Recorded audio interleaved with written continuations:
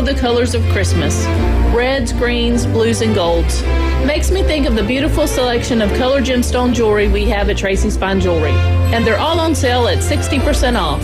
Rubies, emeralds, sapphires, blue topaz, tanzanites, and many more. On sale now through Christmas at 60% off at Tracy's Fine Jewelry. Have the perfect colors of Christmas under your tree this year and shop where Santa shops at Tracy's Fine Jewelry. East 15th Street, Panama City. Is your car pulling left or right? Do your tires look like they're losing their roundness? These are all symptoms that your car is in need of an alignment. Here at Alford Tire and Service Center, we offer all sorts of services, including alignments just for $89.99, which is backed by our nationwide warranty and easy financing options. If your vehicle feels like it's steering you off the road, let us steer you back in the right direction. Located on Tyndall Parkway in beautiful Callaway, we do it all at Alford Tire and Service Center. Did you know that fees associated with real estate closings are virtually the same from one title company to the next? So what sets South Oak Title apart? Effective communication, customer service, expertise, and technology. If you're buying or selling real estate, refinancing a residential or commercial property, tell your realtor you want to close with South Oak Title. South Oak Title, with locations across the Southeast, including Panama City Beach, Inlet Beach, Destin, and Fort Walton Beach. Visit them online at southoaktitle.com. Are you hungry for authentic Mexican cuisine? Then come to El Rodeo Tequila Bar and Grill, where we serve up the freshest, most flavorful dishes on the beach. El Rodeo Tequila Bar and Grill, a great location, comfortable atmosphere, and happy hour from 3 to 7. Buy one, get one free, regular margaritas and 12-ounce house drafts. And you're going to love their lunch specials Monday through Friday from 11 to 3. Plus, live music Wednesdays and Saturdays starting at 5:30. El Rodeo Tequila Bar and Grill, Thomas Drive, across from the Navy base. WGSX Lynn Haven, WFLQ Port St. Joe. Powered by Panama City Toyota. ESPN Northwest Florida. It's the next evolution of sports talk radio. The biggest stories and the biggest reactions. Now. And now we're taking... With the first pick. This is the last ball you got to bat. The Inside Drive. From college to the pros, interviews with the newsmakers, sports betting, your phone calls, and more. And now, The Inside Drive with Ryan Mulvey. Broadcasting from the Bill Kramer Chevrolet Buick GMC and Kramer Marine Outdoor Studios on ESPN Northwest Florida. And good Thursday morning. You're listening to The Inside Drive live here on ESPN Northwest Florida 104.3 in Panama City Beach, all the wonderful surrounding areas, 101.9 down there in Port St. Joe along the beautiful Forgotten Coast. We are on Facebook, although Facebook had a little issue yesterday. The old metaverse had some issues both with Facebook and Instagram. I know I was trying to get some things up and running too, and obviously with the show streaming yesterday, we had some hiccups, but it was all driven by Facebook. But hey, we are back. We are live on Facebook, YouTube, and Twitch every day streaming. You can go back and watch it if you want. That's the Coach James Hale Show from 7 to 9. The Inside Drive right here from 11 to 1. Of course, the Afternoon Underdogs every day from 4 to 6 p.m. Jay. Yes, sir. If you have a phone and you have a Google Play or Apple Store, what can you do? You can search it up on 104.3. You can search it up on 104.3. Yeah. Or you can search up. I threw you for a loop because I already said Google Play and Apple Store. I know, I had to think about it. I can't ask you the same question every time. Then you'll get the answer right. I know, right? And, but yeah, the Google Play or Apple Store, 104.3. That is the ESPN Northwest Florida free app where you can listen live wherever you have cell phone service. Then, of course, you can head over to ESPNPC.com. You can click listen live there as well. But if you want to be like us here in studio and save a lot of money on your streaming or cable television service, that is Lucid Streams TV. You'll see that TV channel icon right there on the homepage. Once you get that going, it's only $41.99 a month. Over 10,000 movies on demand, 2,000 plus streaming channels, including ESPN Plus, NFL games, NBA, college, baseball when it gets going again, hockey, literally everything you could want, all the pay-per-view action, that is MMA, that is boxing, UFC, whatever else you're looking. Again, Lucid Streams TV, currently still offering that free 3-day trial. So the old try before you buy, but again, $41.99 a month. You cannot beat that for your streaming service. Jay, YouTube's going up. Got the email this morning. I did, too. Yeah, $82 a month. Come Hey, on. half of that, Lucid Streams TV. Yeah. That's it. That's it. That's all you got to do. And I think it's got lots of devices, too, up to 5, if I'm not mistaken. But, yeah. Any lessons out there this morning? A little chilly. It is a little chilly. But, it's December. Yeah. It's December. We went from, that's how it goes. We went from like 75 down to about 41, and we'll do it a few more times. Tomorrow's going to get back up. Next week, looking beautiful as well. It is. I was looking at the 20-day forecast. I don't know. Because that's accurate. Is it? No. Oh, no. Okay. But it does look like 70 to 75. Although like around Christmas, there's a little potential Arctic blast coming down. So is if there? you're a fan of a cold Christmas down here in the Florida Panhandle, you might get your wish coming up here, which is insane that we are less than 2 weeks till Christmas, Jay. Oh, my God. Less than 2 weeks. And then it's going to be 2025. I was watching that video of the winter storm here back in '89. Oh, yeah. Oh, my gosh. Yep. Yeah. Pure panic. That was insane. That was the day my parents got married. Are you serious? Yeah. Oh, my gosh. It's like snow. We got a blizzard. Yep. Hey, who knows? It melted 20 years later. That's a good analogy. That's awesome. Oh, Jay. No, it's not Headley. awesome.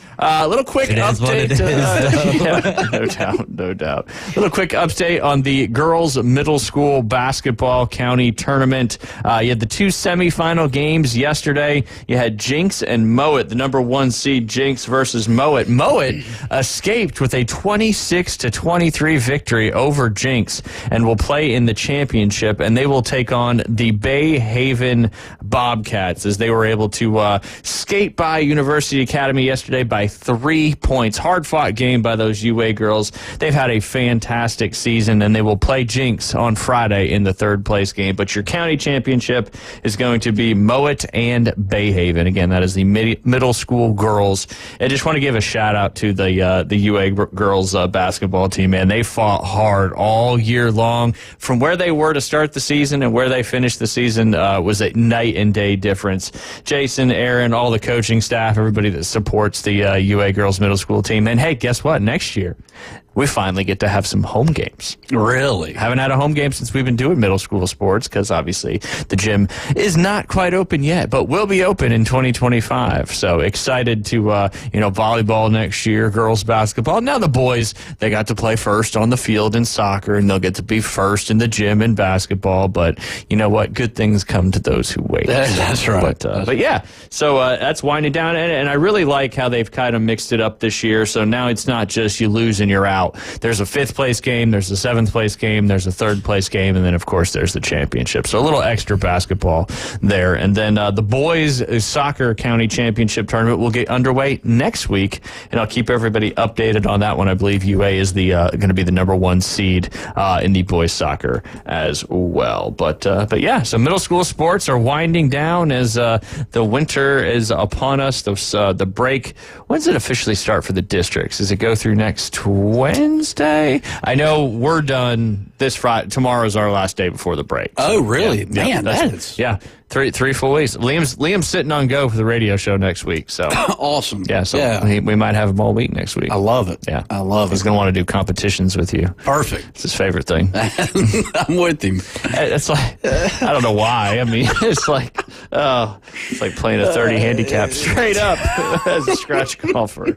Oh, We'll have fun with it. Oh yeah, no doubt, no doubt. Fun indeed. Of course, to update the NBA Cup, Jay Henley, old Trae Young, he just wins in Madison Square Garden. The Hawks knocked off the Knicks yesterday, 108-100. They advanced to the semifinals to play the number 1 seed Bucks on the East side, and then kind of a crazy, somewhat controversial finish in the Rockets-Warriors quarterfinal game yesterday. The Warriors were up 90-89, and kind of a crazy sequence, ball bouncing around everywhere, bodies flying, hitting the floor. The refs end up calling a foul on the Warriors the Warriors were on offense. Called a foul on them. They were in the double bonus already, so that led to 2 foul shots. Foul was called about 80 feet away from the basket. So Rockets made both of those free throws, and time expired, and the Rockets move on. They advanced over the Golden State Warriors. They will play the number 1 seed Thunder in the West. Again, those semifinals of the NBA Cup will happen this Saturday. You got the Bucks and the Hawks will be first at 3:30, and then the Thunder and the Rockets at 7:30, with the championship coming up on the 17th. Little NBA. I think everybody gets paid too if they win the championship. Oh. The Lakers won it last year, but they're not playing so great right now. But yeah.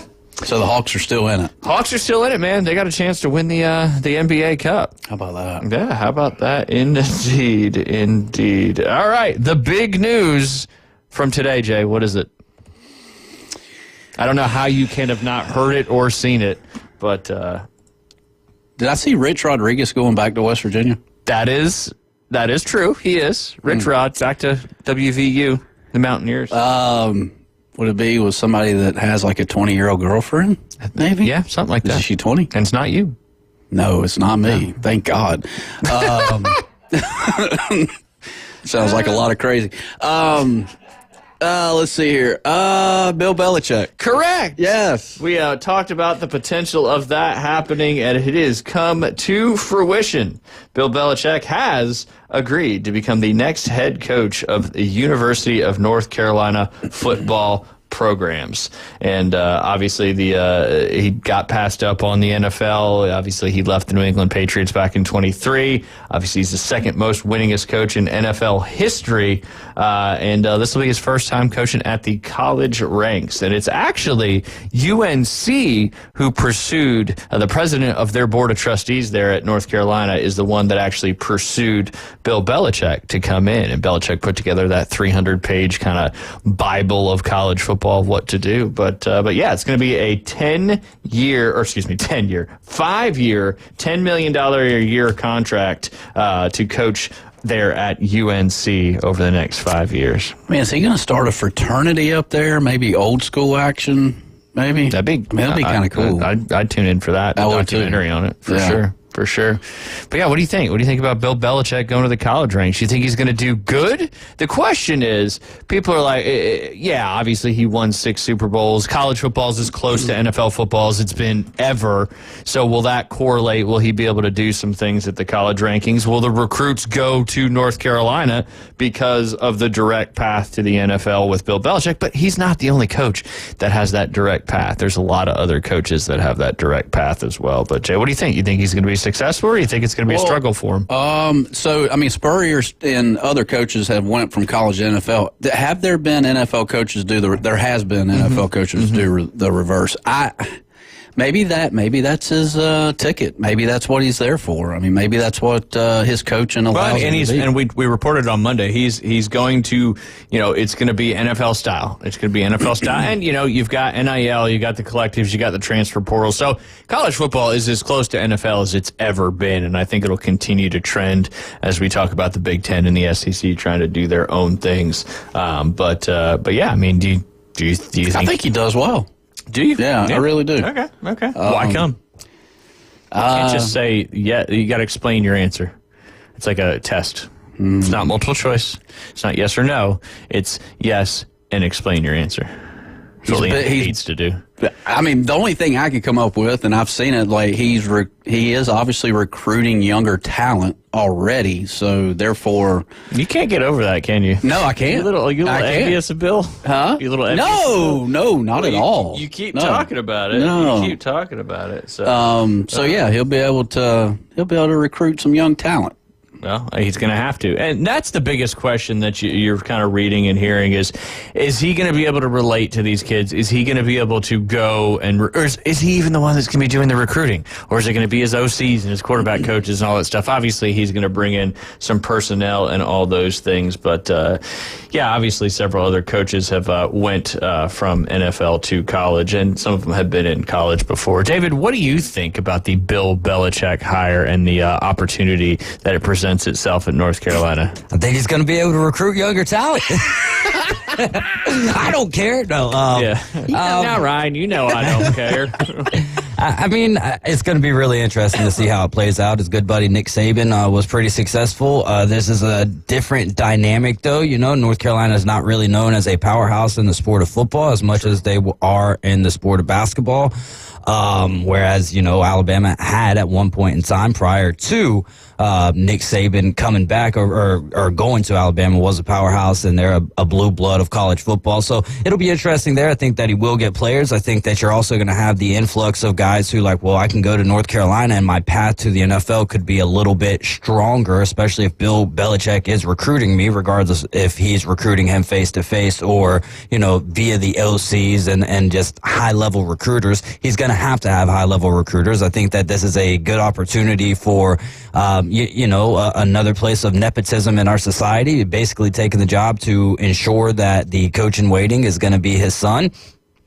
So I think that's cool from the parental side of things.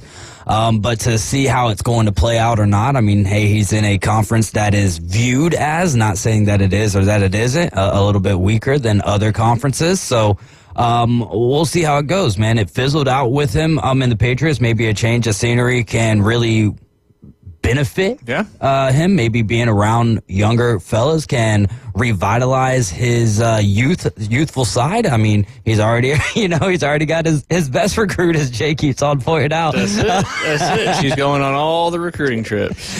Oh man, yeah, he should just have sorority girls be his recruiters as well. Like you've got guys that throw the hook in the water, and then to set the hook, you got the sorority girls making things happen. But I think that is very interesting, and I think that we'll see how it goes. It's going to be weird seeing him on the sideline in the collegiate game. I'm a little surprised with some of the jobs opening up in the NFL. He didn't try to go that route to go after the all-time wins record as a head coach. But hey, we'll see how it plays out.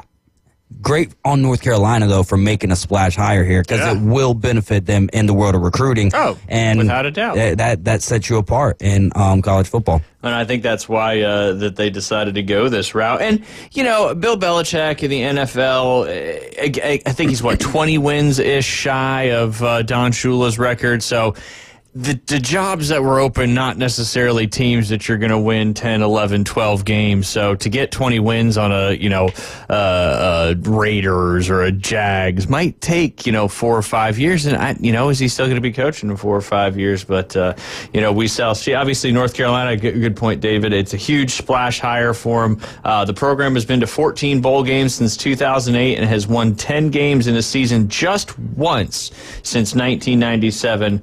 Obviously, Mac Brown stepped aside a few weeks ago, opening up this opportunity for Bill Belichick, who is 72 years old. Jay Henley. Steve Belichick is expected to join his father's North Carolina staff after 1 year with Washington. I believe he was the DC over there.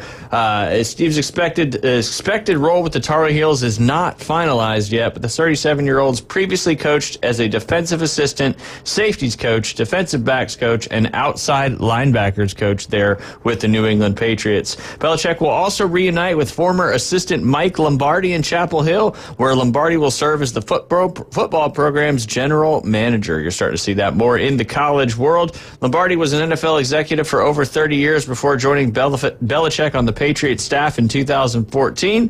Prior to recently working as an advisor for Washington, Lombardi's only collegiate experience came as a recruiting coordinator at UNLV in the early 1980s. Bill's father, Steve, worked in college football for more than 40 years, including a stop at UNC.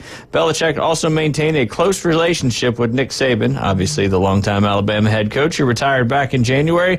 He won 7 national titles in his college career as a head coach and was the defensive coordinator for Belichick with the Cleveland Browns back in the early 1990s. Jay, how much do you think Belichick will lean on Nick Saban as far as with some, help in the college football coaching world?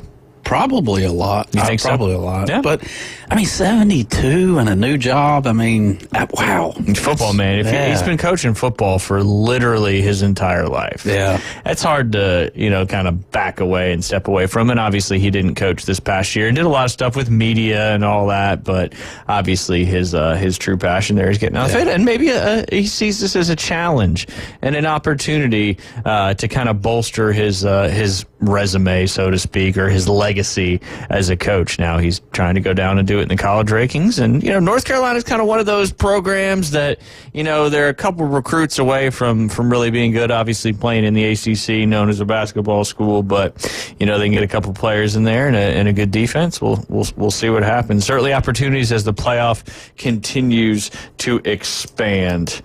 Jay Henley. Yes, sir. You posted a little information not too long ago about one of your students. You want to give him a shout out?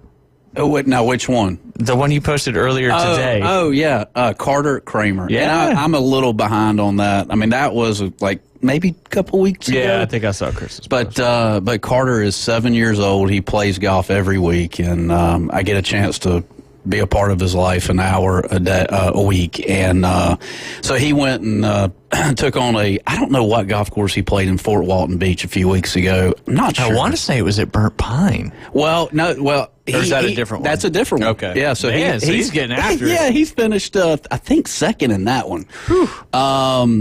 Let's see. He shot 45 Wow. in that tournament in Fort Walton. And I did see some videos that Chris had sent me. And, I mean, there was a shot he had, and we're talking 7-year-old, Yeah. Ryan. It was about 110 yards over water. I mean, it's a forced carry. And he just stood up to that ball and just hit it over without even thinking. Yep. I mean, That's was how you insane. got to do it, man. Golf, we get in our own way with our fear. I know. Kids don't have fear. I know. He doesn't. No. He's a cool kid. He is a cool kid.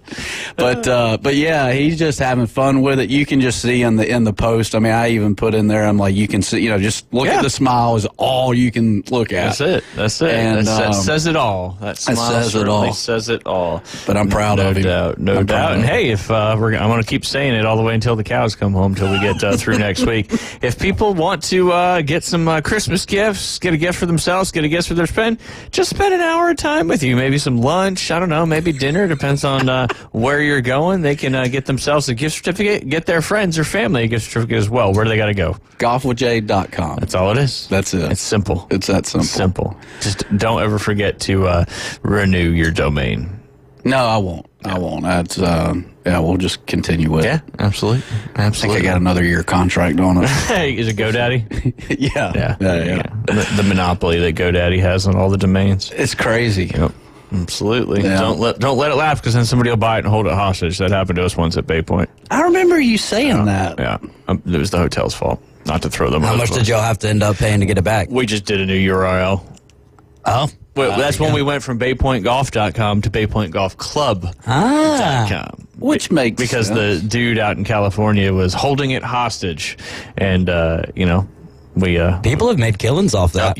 Literally. Yeah. I think it's a little easier for a golf course to be like, I guess this isn't that big of a deal. But like, it's not like we're an e-marketplace or that kind of stuff. But yeah, I mean, if you got an e-commerce site that's URL'd, that's why you just go out there and get as many as you can and have them all point to the same place.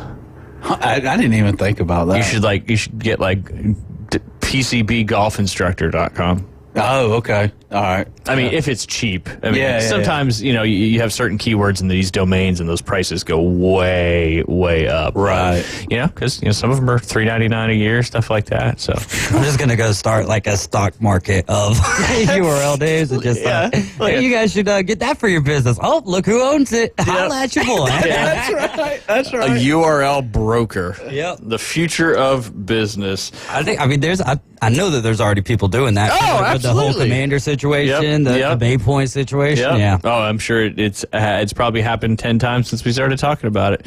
But when we get back, we did our picks yesterday, David Hayes, for the college football bracket. So we're going to ask what yours are as well. And he was a little more with the favorites. I went a little crazy out there. He did. And, hey, it's college. Did y'all pick all the way through? Yeah, we picked all the way through to the national championship and national champion, I should say. But you guys are listening to the Inside Drive live here on ESPN Northwest Florida. We'll be right back. ESPN Northwest Florida. The afternoon underdogs. Part of it's on Tim Tebow. Now, he was being demonstrative. He didn't want to try to do anything else besides be a quarterback. He could have had a longer NFL career had he wanted to, cooperate with the other teams that had drafted him and that he was on the roster of. And for a kind of guy that's supposed to be as humble as he is, how humble are we being, Tim Tebow, when we're too proud to step down from being a quarterback and maybe do something else to help out our team? 4 to 6 weekdays. 104.3 ESPN Northwest Florida. Good morning. This is Joanna on ESPN Northwest Florida with Thursday's weather forecast. Clear this afternoon and evening with a high near 57 and a wind 8 to 12 miles per hour. Clear skies tonight, a brisk wind out of the east-northeast and a temperature of 42. A little warmer tomorrow around 65 with mostly sunshine and a wind coming out of the east-northeast at 10 miles per hour. Partly sunny Saturday and quite warm around 69. This forecast is sponsored by Mid-South Lumber, the best little lumber yard in Panama City. Thank you for tuning into ESPN Northwest Florida. Rely on it. Are you tired of hearing 2 weeks when you call to get your boat worked on? Hey folks, it's Chris Kramer with Kramer Marine and Outdoor, and we'll get you in and back out on the water as quick as possible. We're a full-line Yamaha outboard dealer and Suzuki outboard dealer, and we have master-trained certified mechanics on site. So if it's just an annual service, electronics install, trolling motor install, or all the way up to a full repower, we can take care of you. So stop by and see us in the corner of Frankfurt and 23rd next to Bill Kramer GM. Or call us at 850-851-0453. Hi, folks. It's Tracy from Tracy's Fine Jewelry. Santa called and he asked me to help everyone get ready for Christmas and avoid the stress and rush. So we've stocked the store with all of our favorite pieces of gold jewelry, chains, bracelets, pendants, and earrings. Whatever you're looking for, Tracy's Fine Jewelry has the largest selection and the best prices in town. Looking for a curb chain for Dad? Tracy's has it. A gold cross for your sister? Tracy's has it. Even those white gold hoop earrings? Yep, that's right, folks. Tracy's has it. So shop where Santa shops. Tracy's Fine Jewelry inside Coin and Bullion Reserves. Join the best of day winning inside drive with all your lines, props, and covers. Winning. Live from the Bill Kramer Chevrolet Buick GMC and Kramer Marine and Outdoor Studios on ESPN Northwest Florida. And we are back. You're listening to the Inside Drive live here on ESPN Northwest Florida. Jay, we got a lineup of NFL games coming up for everybody this weekend. Starting tonight, you've got coverage starting at 6:30, kickoff at 7:15. That is the Rams at the 49ers. We'll talk about that game a little bit in the final segment, do some props, do some picks. Isaac Guerrero is going to play tonight despite the sprained foot. He says it feels good. Hopefully he lasts most of that game for everybody that picked him up that needs him in your first week of the playoffs here. I know he probably was a huge part of a lot of people's success making it to the playoffs or holding off somebody from knocking you out of the playoffs. He will be the feature back tonight for the San Francisco 49ers. Again, that coverage starts at 6:30, kickoff at 7:15 right here on ESPN Northwest Florida, followed by a triple header coming up this weekend, starting with the Chiefs at the Browns.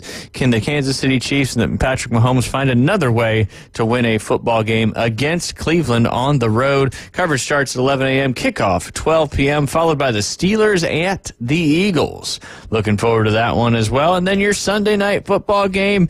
Coverage starts at 6:30, kick at 7:20 as the Packers at the Seahawks. Don't say this very often, but go Pack, go. I want to see the Seahawks lose that one. Obviously, the Rams and the Niners both need to win that game to still have an opportunity to potentially make the playoffs. So some big matchups coming up this weekend. In the next segment, we will dive into the Week 15 NFL slate. And then, of course, we got a doubleheader, Monday Night Football, coming up. It's not really a doubleheader, technically. No, it's not. It's staggered, and we only got one of them. Because you can't play both at the same time. There's only one signal, Jay. Right, that's right. right. It doesn't work that way. Yeah. But yes, we're going to have the Bears at the Vikings. Little NFC North matchup. Vikings trying to go, I think, 12-2, and Bears trying to win a game because it's certainly been a while. Coverage at 6:30. Kickoff at 7:15. It's always at 7:15, Jay, unless it's Sunday Night Football. Okay. Yep. Did not know. Wait, are you talking about tonight's game or are you talking about Monday night? Monday night. I think that game actually starts at 7. Oh, because of the double. Yeah. Okay. Yeah. All So I'll have to. Well, coverage starts at 6:30. Kickoff's when it happens. Yep. Just listen. You'll know. You'll know when he makes the call and the ball is in the air. You will know it is officially started. All right, Jay. Let's talk about our bracket. Obviously, we picked our bracket yesterday, but we got to get David Hayes' bracket. I know he picked. We picked 2 games on. Today's Thursday, Tuesday, and we got them all yesterday. So, Jay, why don't you let David know who you picked in that? We'll start with the 9-8 matchup there. We'll start with the 9-8 matchup. Tennessee and Ohio State. Who did you take, Jay? David Hayes, I took Ohio State. Okay. The Buckeyes. Yeah. I took the Volunteers. I got Tennessee as well in that one. Ooh, I like it. Yes. See, that makes me feel better because if you just look at our pick'ems and other things, he always does so well. So when I pick something similar to him, I'm like, hey, okay, maybe I get And then it's just gonna. It's gonna change drastically after that. I can tell you that right now. I do tell you what. Yes, a rebound. All right, I'm liking the Savannah Sand Gnats hat. Yeah, man. How'd you get that Goodwill. one? Really? Goodwill, yeah, right over there. Oh, which one was it? I don't know. In my past relationship, she would always go to Goodwill, so I'd go with her sometimes, and there would be some really good, really good finds. See, I used to live in Savannah, so my dad would take us to Savannah Sand Gnat games every once in a. It was a little bit more than every once in a while, but they weren't wearing this color though. It was a green. They were like green and gold. Yeah, a lot of fun times back in those days. Yes, sir. What's our next game? We'll go the Indiana Notre Dame game. We might all have the same one in this one. Ooh, I don't think we do. Who do you got? I got the Fighting Irish.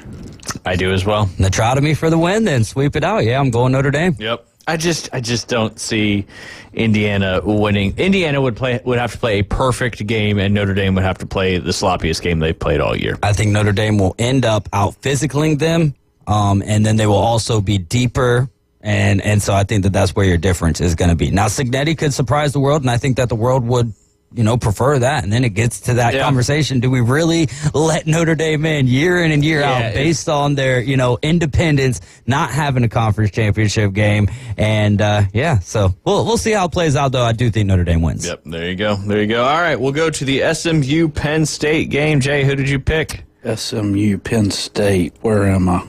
There's only 4 games. 11-6, the third game. Yeah. All right, I went Penn State. Penn State? Yeah. I am also taking the Nittany Lions there, and I think it's the same reason as Notre Dame and Indiana. I just think that Penn State will be more physical, and I think that they will outlast them. Yep, no doubt. I also went with the Nittany Lions as well.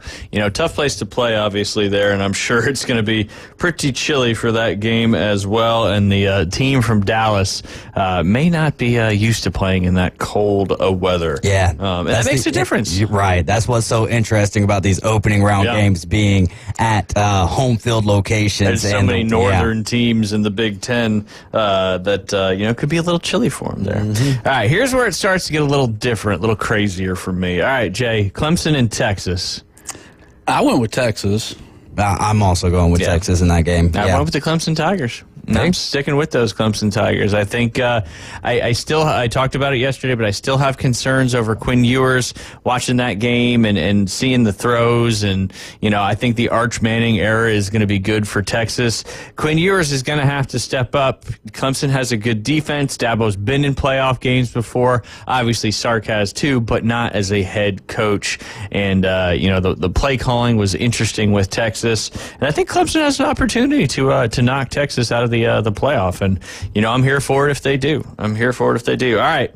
So that leaves, for me, I have Clemson and Arizona State in the Chick-fil-A Peach Bowl, and I have Arizona State winning that one behind my good friend Scattaboo. So I've got Arizona State moving on past Clemson, getting kind of crazy there with the old Sun Devils and the Tridents. Jay Headley? All right, so I have Texas, Arizona State, and I picked Texas going on to the quarterfinals. Is that the quarterfinals? Yeah. I have, technically Semifinals, they would yeah. be moving on to the semifinals. That is semifinal. Yeah. Yeah, that is the quarterfinal that they're playing. Yeah. Texas, Arizona State for me as well, and I'm actually going to go with Cam Scottaboo and the Sun Devils, man. I think they're a lot hotter of a team than what people want to give them credit for. You see the NFL all the time. Yep. The hot team can go on a run, and I think you're going to see at least one or potentially two surprises that make some runs, and that's kind of what makes this new college football playoff format fun, is you can have a team like Arizona State that, got the bye, and I know a lot of people have been talking about the byes and these conference champions that are ranked, higher, but still getting that first round bye. All right, so hey, me and David both got ASU heading to the semifinal. All right, you have Ohio State and Oregon. I know David does as well. Or no, David's got Tennessee and Oregon, as do I. Jay, who you got in the Ohio State-Oregon matchup for you? I have Oregon advancing over Ohio State. As I have Oregon advancing over Tennessee. I'm also going to take the Ducks to quack their way to the semifinals over Tennessee. I just don't think that... Hot uniform matchup in that one. It will be. I think Tennessee is going to be able to slow the run game down for Oregon, but and the Tennessee run game will give Oregon's defense some fits. But I think when it comes down to necessary passing downs, I think that's where Oregon will shine and end up taking care of business to move on to the semifinals. Yeah, no doubt. No doubt. All right, Jay, going on the bottom half of the bracket.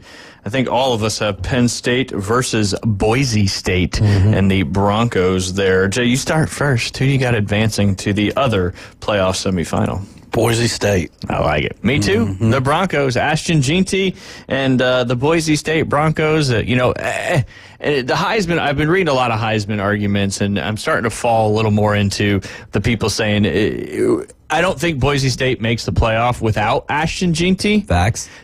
Now, Travis Hunter, they didn't make the playoff, so obviously they probably don't have the same record without Travis Hunter, but I think Ashton Jeanty is a bigger impact on the team he is on than Travis Hunter is as far as their success as a team. Now, I know the Heisman's an individual award, but I'm starting to buy a little bit more into that narrative, so to speak. That's why I just think that the odds... The Heisman odds, don't pay attention to those things because you don't know what's going to be happening in New York. I believe this coming Saturday, right? Yep, Yeah, that's when they're going to be voting on that. So, or releasing the votes. Yeah, absolutely. Yeah, well, I think that's a very interesting conversation and what the votes are going to end up looking like. But I'll also say this, that without Ashton Jeanty, yes, I don't think Boise State makes the playoff because their loss to Oregon, you have to give a lot of credit to Jeanty in a big game. Their lone loss was just by 3 points to the number one team in the land. But had it been by more than that and say they drop another game, we could very well be looking at Army, because Army suffered a massive defeat against Notre Dame. And when you have those as a group of five, like your blue bloods, your top tier programs, they're going to be able to suffer some losses that they might not have been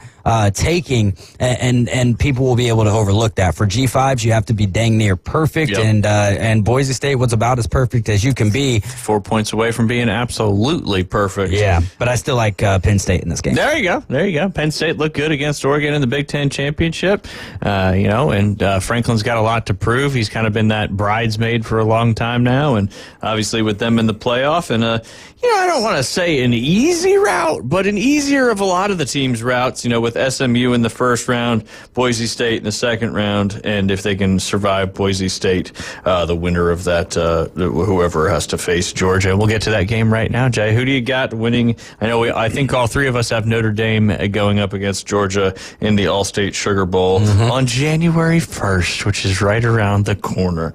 Jay, who do you got advancing in that one? Let's see. I've got Georgia playing Georgia, Boise State. All right, there you go. I've got Georgia as well beating Notre Dame. We talked about it yesterday. I mean, we'll see. I think Carson Beck has some type of UCL injury. I don't know if he's going to play the playoffs, which is just, a bummer for that kid. Obviously, he came back to try to win a national championship. They fell short last year and gets injured in the SEC championship. But can Stockton be the guy to bring Georgia to the promised land? I don't know. Sure as heck has the name for it, man. If you're going to be a quarterback and your name's Gunner. That's it. That's right. Ready to go. Right. Let it rip. But yeah, I do have Georgia advancing over Notre Dame. David, who do you got? I've got Georgia, cruising by Notre Dame. There you go. 14 points. Okay. Ooh, slow start, though. Slow start. They And always start everyone's slow. like, oh, look at Notre Dame go. And then Georgia comes back and wins like they've done in a lot of games this year. All right, that leaves us to the playoff semifinals. We'll start with you got Texas and Oregon. We both have ASU and Oregon. All right, Jay, who do you got? I have Texas advancing over Oregon. Tejas. Going to the national championship There you go. game. I've got the Ducks advancing over ASU. Like I said yesterday, 20 times. I picked them to win before the season started. I am sticking with them going all the way through. I've got Oregon advancing over Arizona State. And who would have thought two previous Pac-12 teams, again, it hasn't happened. This is all hypothetical, but it'd be pretty wild if two former Pac-12 teams were playing in one of the playoff semifinals. Yeah. But yeah, Oregon Ducks moving on to the national championship. David Hayes? I'm also going to go with Oregon. I think it's the safer pick right here in this situation. Obviously, if that game does happen, I'll be rooting for Arizona State, but I think there's a really cool storyline if it's Oregon versus Georgia in the national championship. Yeah. Dan Lanning versus his former head coach over there, Kirby Smart. No doubt, no doubt. But I do not have those Georgia Bulldogs advancing to the national championship. I have those Boise State Broncos advancing to play against those Oregon Ducks. I just don't know. Is the quarterback play going to be good enough to bring Georgia back? It's possible, yeah. Yeah, and the talent level, obviously, on Georgia versus Boise State is comparing apples to oranges. But, hey, you know what? Sometimes there's some magic in those Smurfs, and they're going to bring those Broncos to play the Ducks. What a great uniform matchup that would be. But, yeah, I do have Boise State beating Georgia. If Carson Beck was in, I'd still may pick Boise State. But there's just, I know he's got 2 weeks. They got the bye week, thank goodness. But, I mean, talk about being thrown into a massive, massive stage right off your get-go in your college quote-unquote career. Gunnar Stockton grew up in a town of Tiger, Georgia. Jay, do you know where that is? Yeah, I want to say it's over near Savannah. It's got a population of 574 people. Is it called Tiger Ridge? It just Or says Tiger. Just Tiger, like rawr. He enrolled at Georgia back in 2022 and lost the QB spot to Carson Beck. He has never started a game. The only teams he attempted a pass against were Tennessee Tech and UMass. Obviously, he stepped in for the injured Beck to help them win the SEC championship game over number 2 Texas in overtime, despite him not being the one under center or in the shotgun when Georgia ran that football in and put the game away in the Big Ten championship. So can the kid from Tiger, Georgia, bring those Georgia Bulldogs to another national championship? That's a big ask. But you know what? If there's a team that can do it, certainly those Georgia Bulldogs. All right, Jay, who do you got in your matchup going to face Texas in the national championship? Them dogs. Yeah, you can't, right? I mean, No. you've been wearing that Georgia visor since the big SEC championship. So you got to roll with them. You got to stick with them. David Hayes, I know you probably got the Bulldogs as well. Yeah, I mean, and it would be fun to see Boise State get past. We'll see how it plays out. They did have that 3-point loss to Oregon, but again, when that game was played, Oregon still hadn't really hit their stride yet. Yeah. So give me the Bulldogs here and give it.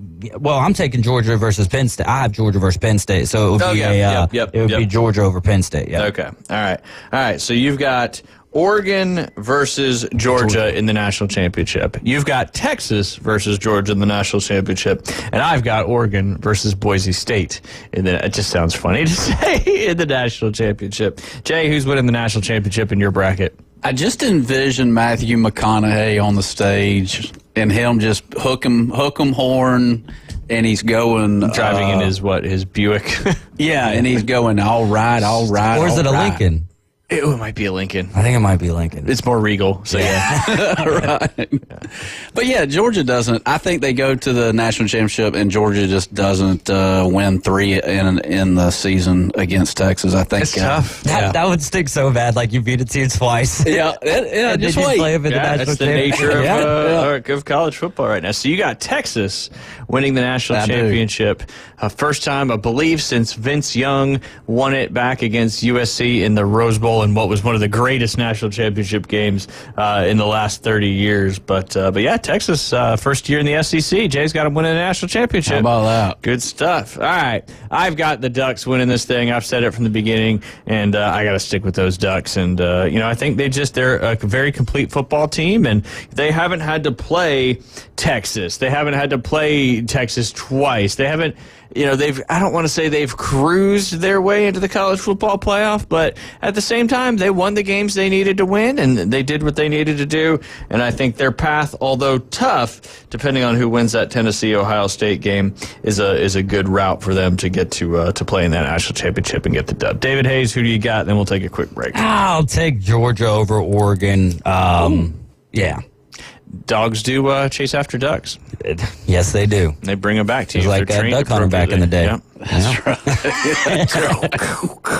Remember the sound of the Nintendo gun? I do. Duck Hunt? Yeah? Yeah. Classic. Oh, yeah. Classic indeed. All right, we got to go ahead and take a quick break. We'll store those away and see how it all plays out.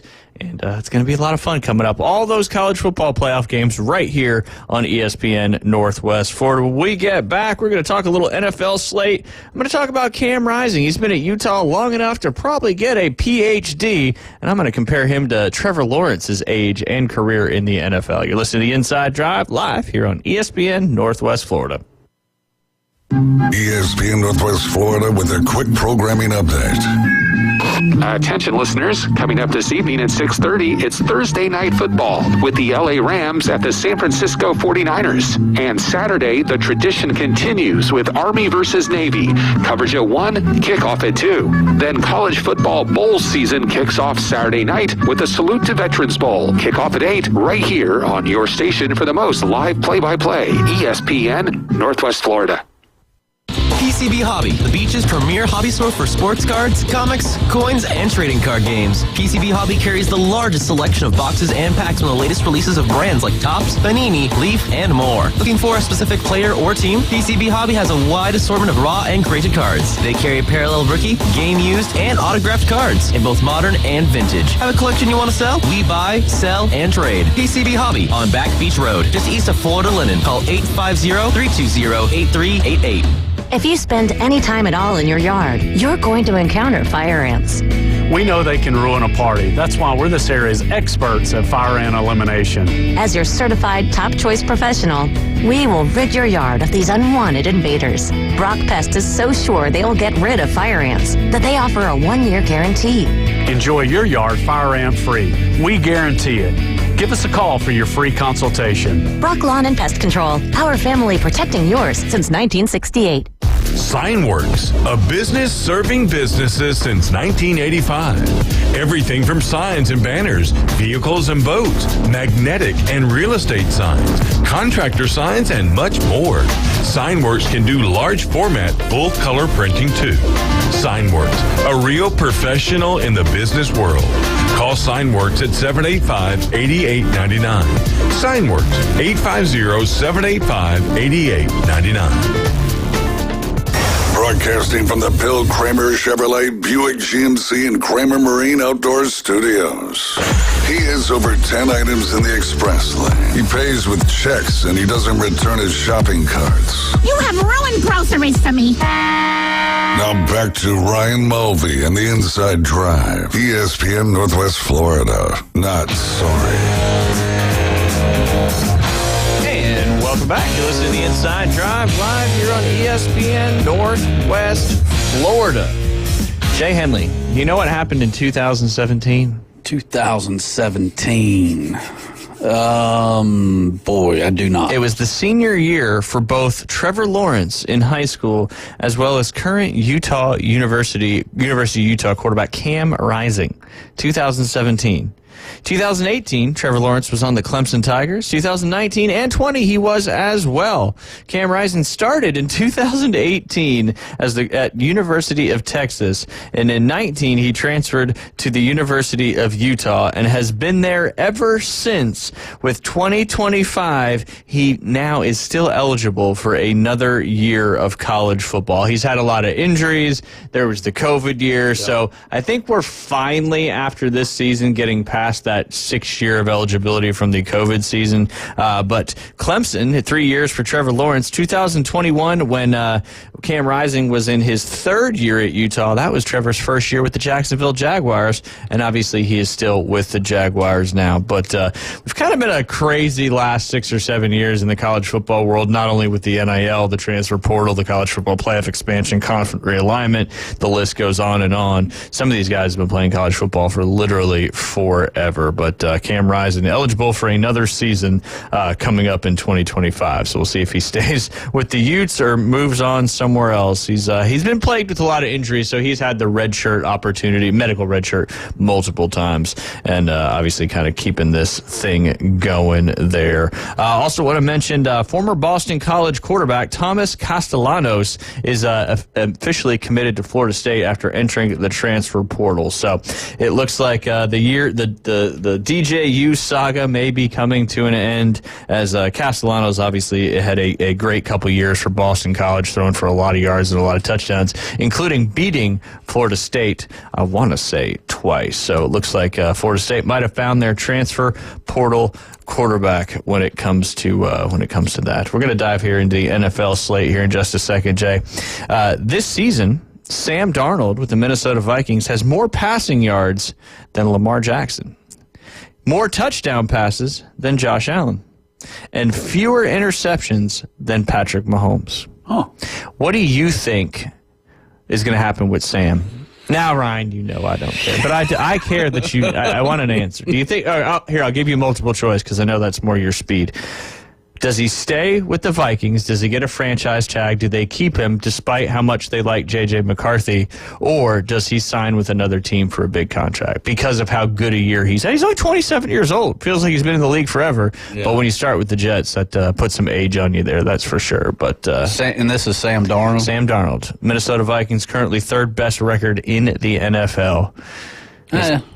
I say he rolls on. You think so? Yeah. You think that he's shown he's had the resurgence, now he could be more beneficial for another team, and the Vikings are happy with J.J. McCarthy, and they move to J.J. and don't keep Sam around just in case. Absolutely. Yeah. Hey, and that's kind of what's happened in the last year or so in the NFL is you've got some of these guys that got played early on some bad teams and their career kind of went straight down, and then they got another opportunity with a better head coach, a better offensive coordinator, a better offensive line, and in this case with Sam Darnold, Justin Jefferson, Jordan Addison, T.J. Hawkinson, Aaron Jones, weapons all around that have obviously certainly benefited Sam Darnold. But kudos to Sam and the season he's having and the kind of rebirth of his career. And we'll see what happens. We'll see if the Vikings decide to tag him. But the quarterback franchise tag is probably going to be around $40 million coming up this year. So not an easy tag to swallow if you decide to do that. But yeah, hey, may have an opportunity. There's a lot of other teams looking for big time quarterbacks. And we'll see what happens with that. But yeah, let's dive through the NFL slate. Week 15, you're probably playing in the playoffs. Depending on what league you're in, you might have a 2-week period of playoffs. I know all the ESPN Northwest Florida fantasy football leagues are all the 15, 16, and then the 17 and 18, which is my favorite. I think you should have to go all the way to the end because that really proves whether you're a good fantasy football manager or not. But it starts tonight. We'll dive a little bit more to this game in the final segment. That is the Rams at the 49ers. Again, that'll be right here on ESPN Northwest Florida. Coverage starting at 6:30, kickoff at 7:15. If you have Lucid Streams TV, that Amazon Prime action will be on there with you and not having to be a member of Amazon Prime if you just want to do the Lucid Streams TV. Currently, the Niners are a 3-point favorite in that game. The Sunday slate gets kicked off again right here on ESPN Northwest Florida. The Chiefs at the Browns. Chiefs trying to go 13-1. Browns are currently 3-10.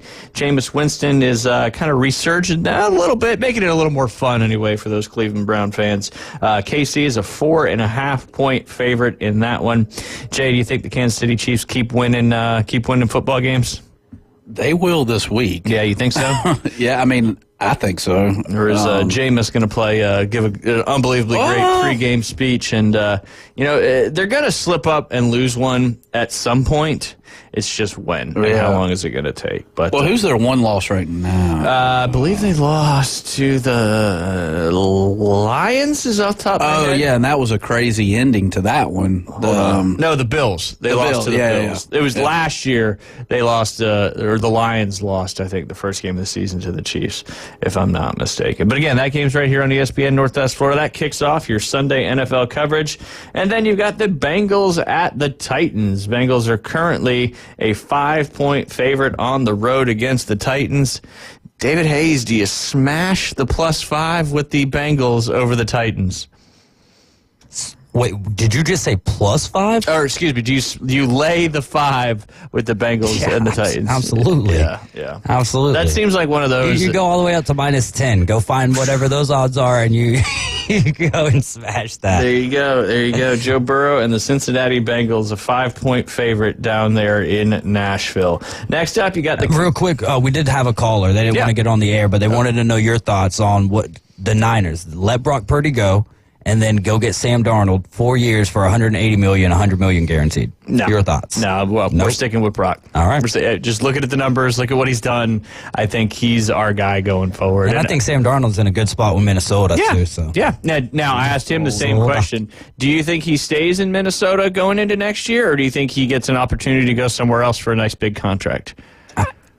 I hope he stays in Minnesota. Like, after you had this type of success, you've never had a wide receiver like Justin Jefferson before. Like, how big of an outlet is that? And then Jordan Addison is surely coming into his own. So you've got, two of the top best wide receivers. You got T.J. Hawkinson as well. Aaron Jones. The defense is getting better along the way. So and a great head coach. Yeah, you're in a really good position over there. So I don't know if you'd want to leave if you're Sam Darnold. It'd just be interesting to see if the Vikings are willing to, obviously they were very happy with J.J. McCarthy coming out of the preseason, but he hasn't played an NFL regular season game yet. Sam Darnold is a proven winner with this football team, and J.J. McCarthy's on that rookie contract. Obviously, the signing bonus when you're a top 10 pick is a different story. But do you let McCarthy marinate? Do you want to look at the future and the past at the same time with J.J. McCarthy, or do you want to stay with the present of winning? I agree with you. I think Sam's win now, and keep Sam there. Franchise tag him for a year and see how you do. I mean, heck, they could win the Super Bowl this year. They could easily, absolutely. But in a very tough division, the NFC North has flipped the script in the last couple of years, except for those Chicago Bears who are still trying to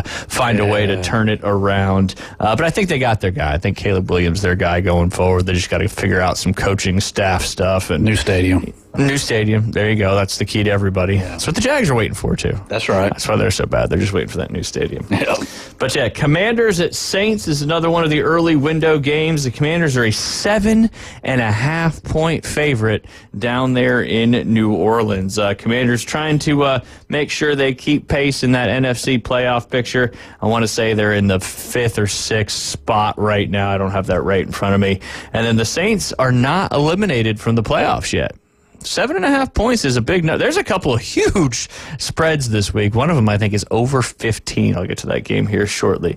But Commanders at Saints. Do you think the Commanders go down there to New Orleans and come out with the dub, Jay? Or do you think the Saints, without Taysom Hill and now without Derek Carr? Ooh. I forgot about that Derek Carr hand injury. He broke his hand jumping over. Like, Derek, what are you doing, man? Yeah. Don't be crazy. Don't be crazy.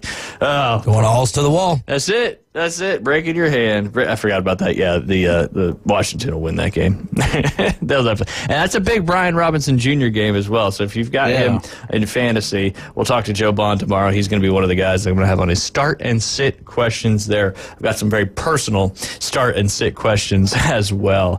This is the game where the spread is absolutely wild, especially pairing it with a total points of 42.5. You've got the Baltimore Ravens just traveling up I-95, getting there to MetLife Stadium, East Rutherford, New Jersey, the Meadowlands, as it used to be called. They're a 16-point favorite against the New York Football Giants.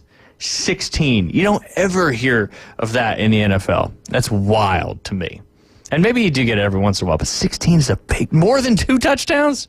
Come on, it's still NFL football. Now, I know Tommy Cutlets is, I believe, starting again for the Giants, but yeah, I mean, and the Ravens obviously need to win a football game. They're trying to get that push. Derrick Henry's going to, I think, have a monster game in that one. The Giants' run defense 2-11 this year, but 16 points. Would you lay that or would you take it? God, that's a lot of points. It's a lot of points for an NFL. But you could also see this game being 35-7. It's in New York, though? Yeah. Yep. That's so where half my the stadium difference will be would be. filled like it was last week. I would take the 16. Or The Giants with 16? Yeah. It seems to make sense, but then all of a sudden, the Ravens score on their first 2 drives. They're up 14-0. The Giants don't have offense. That's the problem with the Giants is they cannot move the football. Yeah. That's why the total is only 42.5, and you have a 16-point spread. You don't see that low of a total with that big of a spread very often unless they think one of those teams is completely inept on the offensive side of the football, and that is indeed the Giants. I wouldn't bet it, but if I had to, I would lay the points with the Ravens, and I think they just absolutely smash the Giants in this one. All right, interesting game that has a home team favored by 3.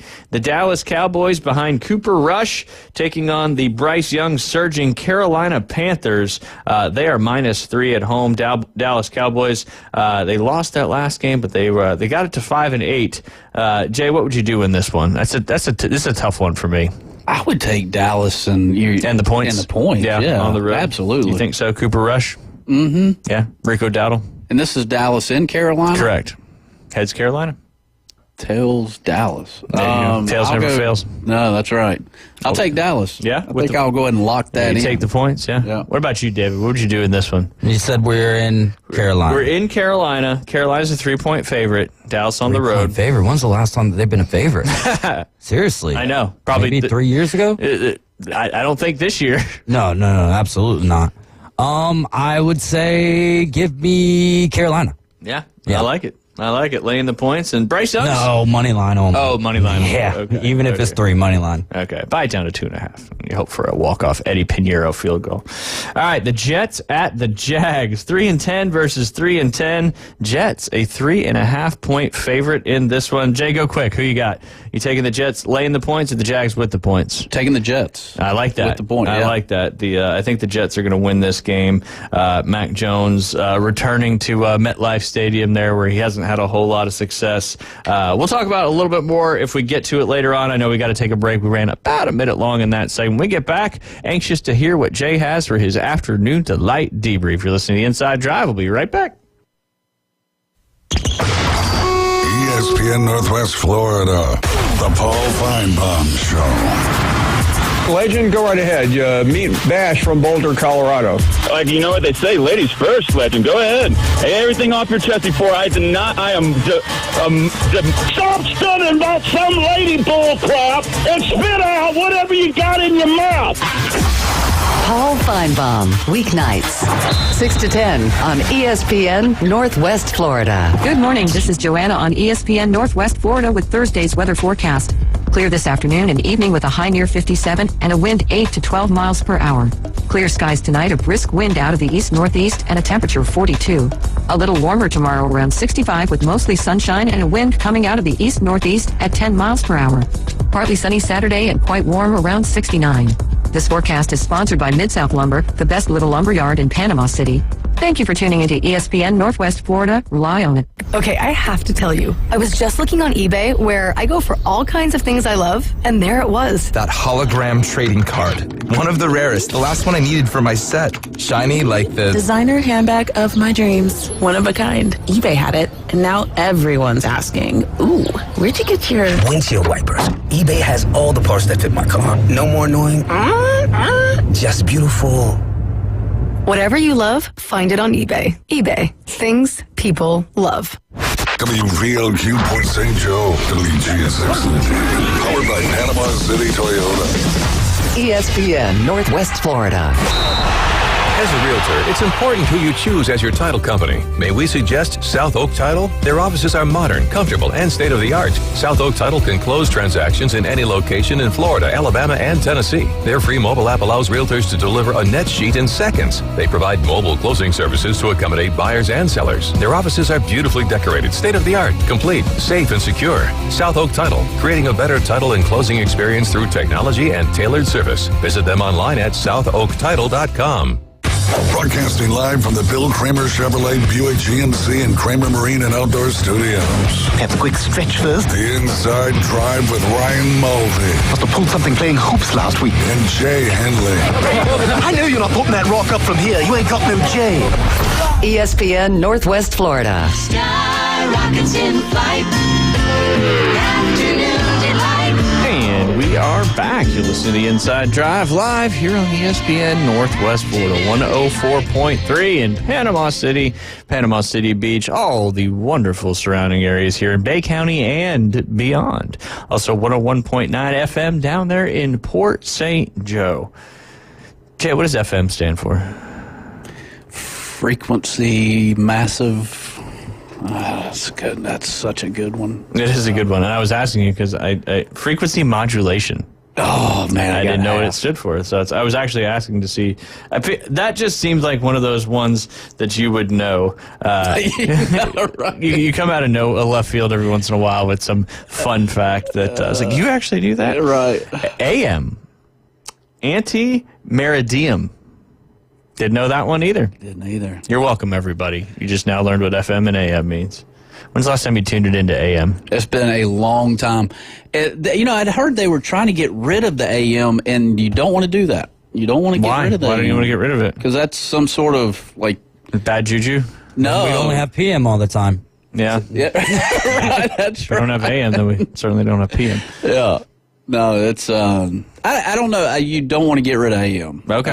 Yeah, because that could be like a communication if the world come to an end, or a bunch of drones flying around your you can around the city you grew up at, and and they can't figure it out why, and then they figure out that it's from the Middle East. Right. Crazy. Yeah, Bedminster, New Jersey, man. That's it. They've been dealing with it for like a month. What? The drones flying around. You hadn't seen that? I have not seen that. No, you need to check it out, man. It's been drones flying over these houses in Bedminster, New Jersey every night for like the last month or so. Yeah, and nobody could give them an answer where they came from, et cetera, et cetera. I'm not going to go down that road, though. I do need to go through the rest of our stuff. You can watch, listen, like, comment, subscribe, share, follow, all those things. That's Facebook, YouTube, and Twitch. Just search it up, ESPN Northwest Florida. Jay, where can you download our free mobile app? On the Google Play or Apple Store. All you got to do is 104.3. That's it. 104.3. It'll pop up. You can download it right to your phone. Just open it up, click that play button, listen to us wherever you have cell phone or Wi-Fi service. Last but not least, you can head over to ESPNPC.com. Scroll down until you see the Lucid Streams TV channel icon. $41.99 a month. You can't beat that for over 2,000 streaming channels, including NHL, pay-per-view, MMA, boxing, whatever it may be. And if you just want to watch a bunch of movies on demand, they've got over 10,000 there as well. Also got to thank our studio sponsor. That's Bill Kramer, GM, and Kramer Marine Outdoor right there at the corner of Frankfurt and 23rd Street. Drove by it 3 times this morning already, and I swear each time I drove by, there was more vehicles on that lot. So get out there, check out all the great selection. Christmas time is right around the corner, and that's the gift that keeps on giving. Yep. And you can find it right there at Kramer Marine and Outdoor. You can also find other things there at Kramer Marine and Outdoor to get your boat fixed out, get you back out on the water ASAP. And if you're just looking to get some gifts, some accessories, some other awesome things, trying to find a full repower, you want to upgrade from that 200 to 300, they got Yamaha Master Certified mechanics on staff there at Kramer Marine and Outdoor that can get that going for you. Also, we have a caller on the line, Jay. So you're off the hook for a minute. We got LSU Jeff on the line. LSU Jeff, how are you on this chilly start to our Thursday? It's chilly for sure. I had to go back inside, and I just had a T-shirt on. I had to throw the fleece back on over it. Yeah, a little breezy makes it a little colder. That's for sure. But what do you got for us today? So AM, as in AM FM. Yes. stands for amplitude modulation. Google. The AM that you were looking up was AM PM. Ah, yeah. Steve. Yeah. Thank you. I need that in my life. I There need we the go. corrections. Yes. So they have this cool thing at the end of the Colin Cowherd show where they do like emissions and like Yes. The they stat. correct Yeah, the themselves. corrections. Yep. Absolutely. I need think you to do that's that the for coolest me thing every about it, day. though. I would learn a lot more if that was the case. No doubt about it. It's like having a girlfriend who loves to correct you. Which is most of them. No doubt. Oh, goodness. But yeah, no, I appreciate that very much. And modulate, that makes sense because the other one was modulation as well. So what was it? That was anti-modulation for AM? No, there's amplitude. Amplitude modulation. Amplitude. It sounds like it's 'cause there's a lower beefier. frequency.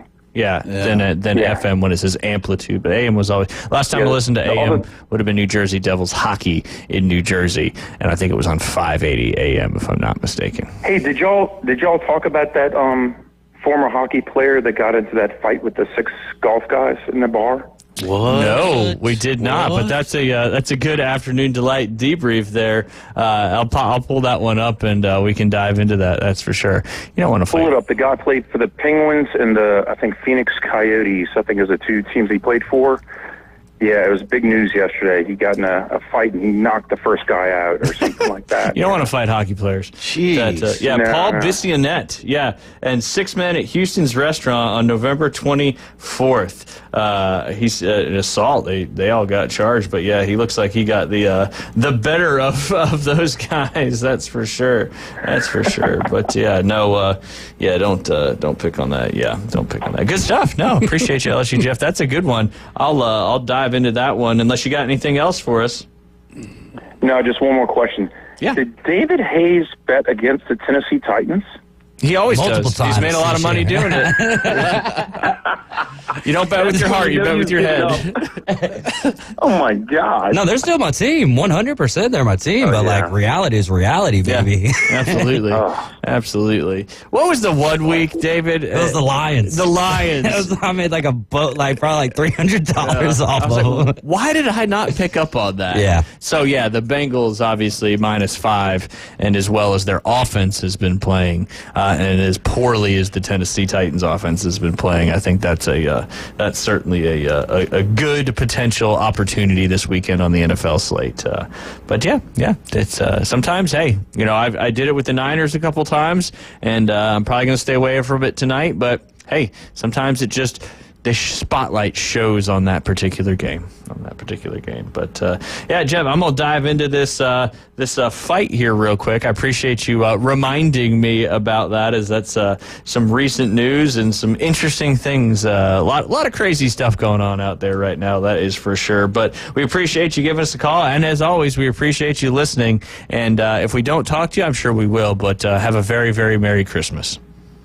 Y'all too, guys. Thanks a lot. There you go. All right, Jay, you ready? You got bailed out here for a second. Good. All right. Police released video of Paul Bissonnette's brawl with 6 men at Arizona restaurant. Scottsdale police have released surveillance video of a brawl involving former NHL player Paul Bissonnette and 6 men at a Houston restaurant on November 24th, which resulted in him being hospitalized. In the footage posted to social media by 12 News, Bissonnette is shirtless and chased through a parking lot while several men pursue him, eventually ganging up to punch and kick him multiple times on the ground before he's able to escape. This is the worst of it. I took after I knock out that inbred William Carroll potty word before we passed the dumpster. In the Barstool Sports podcaster wrote on X, "It was never going to be a fair fight. Let the games begin. Ate some you-know-what boots to the head and jaw, but it wouldn't change a thing. F the Scottsdale 6, this ain't over."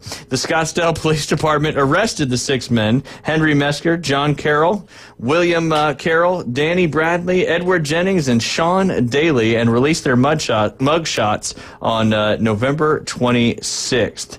All right, let me close this ad out real quick. Some of these men were seen with bruises on their face in the mugshot photos. It's pretty much the gist of the story.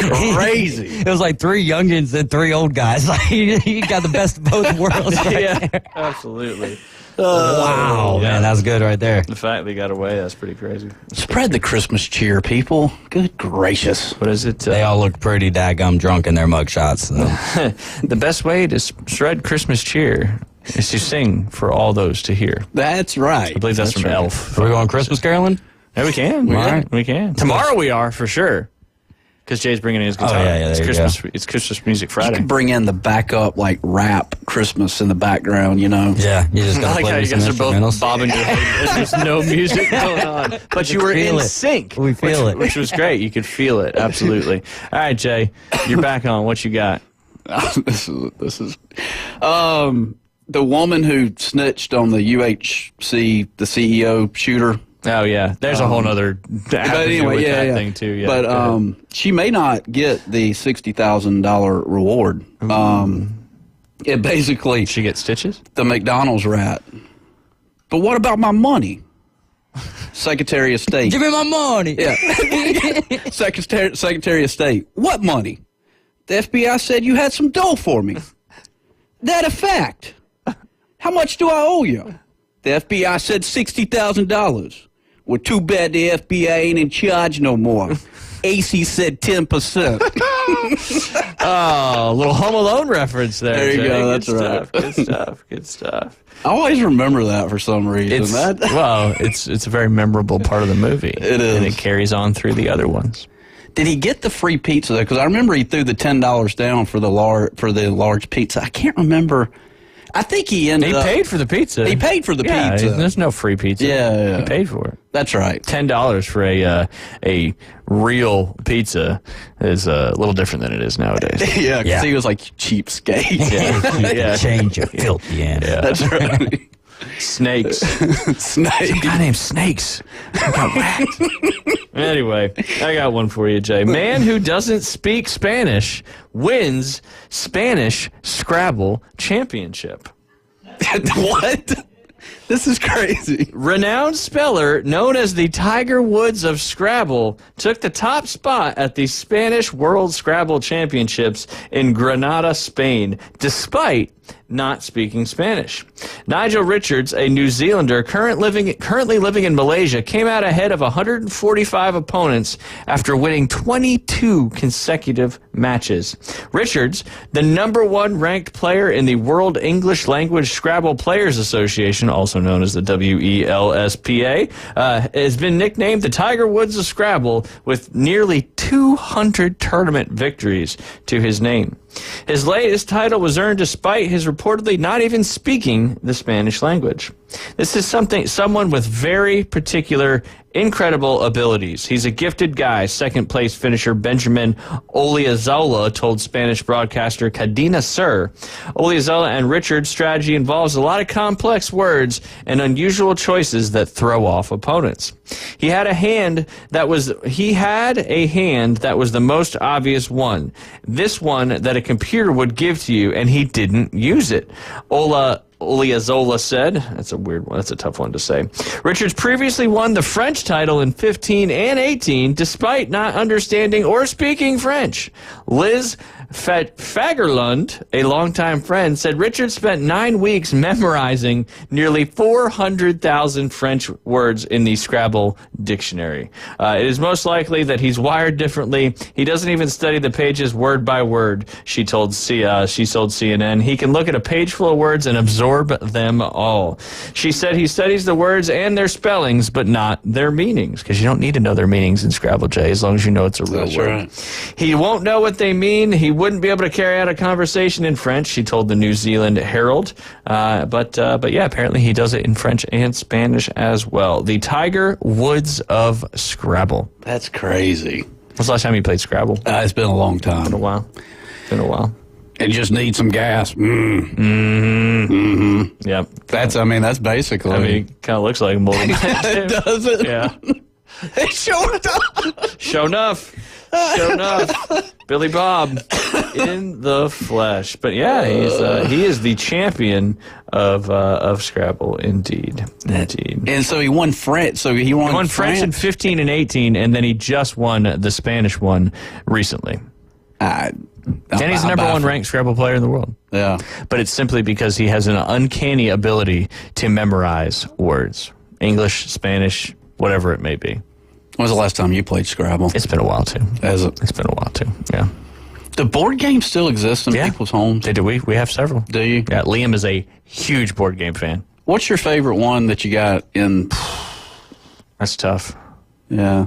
I do like that What Do You Meme family. That's a fun one. Is that the one you put on your forehead? No. No. I mean, you can if you want to. You don't have to, though. You basically get all these meme or these sayings, and then somebody puts a meme, a famous meme, and then you have to put the saying with it, and then the person chooses the funniest one, and if they choose yours, the person that gets the most of those, wins. I gotcha. I'm a fan of the, Monopoly, the original. It's just, it's just like playing a round of golf. Right. 4.5 hours to get that thing done the right way. Yeah. Pictionary is a fun one, too. I don't know if we have that in the house, but I've always enjoyed Pictionary. It's kind of like charades a little bit there, Jay. Right. Yeah, classic. What about you? Do you remember Win, Lose, or Draw? Win, Lose, Draw, yeah. That's kind of like Pictionary. That was one of my favorite. Is it like Pictionary? Is it Win, Lose, or Draw? I thought that was a show back in the 80s that was like a Pictionary. It was a team of 3 and 3, and they would draw something. Yeah. Win, lose, or draw. Okay. Yeah. Pictionary's fun. Yeah. You see, Scrabble. You strike me as a big Trivial Pursuit kind of guy. Trivial Pursuit. No. I'd be terrible at it. Yeah. You learn a lot by doing it, by playing it like Jeopardy. Yeah. I know over Thanksgiving I tried to tackle a 1,000-piece puzzle over Thanksgiving. Why didn't you just put it together?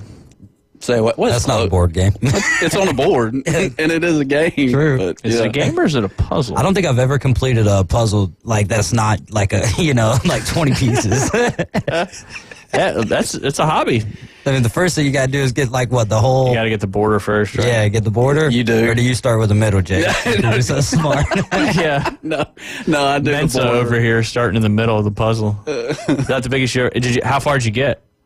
I got to about maybe 300 pieces. Okay, so you're only 30% done, and you gave up, or you had to go? Are you taking a break? I'd take a break, take a little 20-minute nap, and then I would go and try to do it again, and then my brain would be like, oh, God, I got to take another nap, and then take another nap. And why'd you go with 1,000? I don't know. 500's too easy? No. Yeah. No, 1,000 is just way, it's like little baby pieces. Yeah, it is. It is. Yeah, I did that. That was not good. But yeah, I may try to finish that up at some point. But yeah, it's something over Thanksgiving. Just there you go. But what about you, David Hayes? Or what kind of board games for you? Like these days? Yeah. None. Okay. No, I mean, obviously Monopoly. Like, who didn't like playing Monopoly? Battleship was always fun. I did like Candyland even. Yeah. Shoots and Ladders. Yeah, Shoots and Ladders. Yep. Shoots and Ladders might have been my favorite. It's a classic of all time. Nothing like going up the ladder. Yeah. I like those card games though. Like, obviously, I like playing cards in general. But the ones that like there was this game I played the other day. If You Know, or I think it might be If You Know, You Know. And basically it's about like kind of learning about the other people that's in your group or whatever. So yeah, and any type of trivia games, I can always get down with the get down. So whatever it is anybody wants to do is like food, I'm gonna board games, whatever he's in. Yeah, he's in. Jay, what is the largest puzzle ever completed? Oh man, that's a great one. 2 million pieces. I wouldn't doubt it. Not quite that big. I would say 500,000. You're pretty dang close. You're within 575. Ooh, even closer. You guys are both within 1%. 591. In 2011, students from if you would have went the other way, you would have been on. Students from the University of Economics in Ho Chi Minh, Vietnam, completed. Oh, that don't count. What about America? No. 551,232 piece puzzle. The Guinness World Records website said the world's largest puzzle in terms of size was 65,905.17 square feet. That was assembled in Dubai in the United Arab Emirates back in 2018. But the number of pieces, 551,232. Jeez. It's a big old puzzle, Jay. That's when I know I'm getting old, because I actually would sit down. I just know, 20 years ago, I was like a sprayed roach. I mean, there's no way I could have. Southern slang term of the day. Just on your back. Yeah, I was like a sprayed. No, you were toast. Yeah, sprayed roach is like you're just you're going all over the place. But gotcha. now I'm just like, yeah, you know what? I could sit down and actually. 1,000-piece puzzle, Jay. Has an average solving time range of 5 to 12 hours. That's actually working on it, though, right? Yeah. It'd take me 5 to 12 hours to even. Do I really want to open this box up right now? You're committed once you do it. That's right. Oh man. Shoot. But yeah, no. Thanks for bringing the puzzle aspect to the Afternoon Delight debrief today. With that being said, we got to go ahead and take a quick break. Jay, guess what came out yesterday? What? The SEC schedules for the 2025 season. We'll dive into those when we get back. You're listening to The Inside Drive live here on ESPN Northwest Florida. This just in. Get the latest sports news, scores, and updates from 104.3 ESPN Northwest Florida. Follow us on Facebook for exclusive content, behind-the-scenes action, live streams, and the chance to interact with your favorite hosts. Stay connected. Stay connected. Stay connected. Join the conversation on Facebook, YouTube, and Instagram. Search for ESPN Northwest Florida and crush the follow button. I follow you on social media. We're always here to keep you in the game. Good afternoon. This is Joanna with your weather forecast from ESPN Northwest Florida on this Thursday. Clear the remainder of the day with a wind at 10 miles per hour coming out of the northeast and 57. Tonight, look for a brisk wind and clear skies with a temperature near 42. Tomorrow, a high around 65 and mostly sunshine with a wind 8 to 12 miles per hour. Saturday, quite warm with a high of 69 and some sun. This weather forecast is brought to you by Earthworks of Northwest Florida. Thank you for keeping that dial at ESPN Northwest Florida. Rely on it. PCB Hobby, the beach's premier hobby store for sports cards, comics, coins, and trading card games. PCB Hobby carries the largest selection of boxes and packs from the latest releases of brands like Topps, Panini, Leaf, and more. Looking for a specific player or team? PCB Hobby has a wide assortment of raw and graded cards. They carry parallel rookie, game used, and autographed cards in both modern and vintage. Have a collection you want to sell? We buy, sell, and trade. PCB Hobby on Back Beach Road, just east of Florida Linen. Call 850-320-8388. Your biggest investment is your home. Protect it while also improving its appearance with Earthworks of Northwest Florida. We have sand, mulch, gravel, or lay-down decorative stone, all available for pickup and delivery. Discover your dream landscape with Earthworks of Northwest Florida.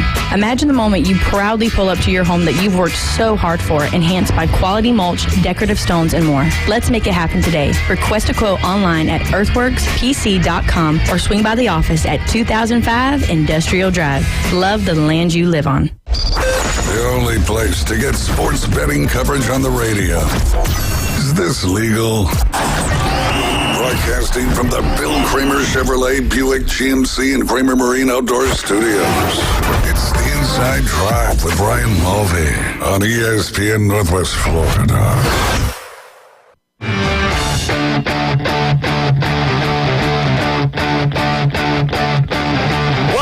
You're listening to The Inside Drive live here on ESPN Northwest Florida. Breaking news, Jay Henley. Read the TV.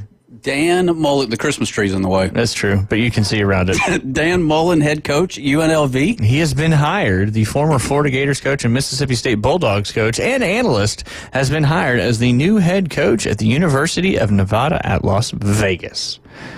That's it. That's the breaking news. That's breaking news. But we do have a caller on the line, and we'll go to that caller. How are you doing today? Doing great. We just saw where ESPN lost a great coach, and we're wondering if we're going to lose Brian Mulvey off ESPN. Is he going to be going to be the new head football coach at the Academy School? There's a lot of talk going in town right now about this happening. It's true. Have you heard anything about this? It's true. The rumors are true, Coach. The rumors are true.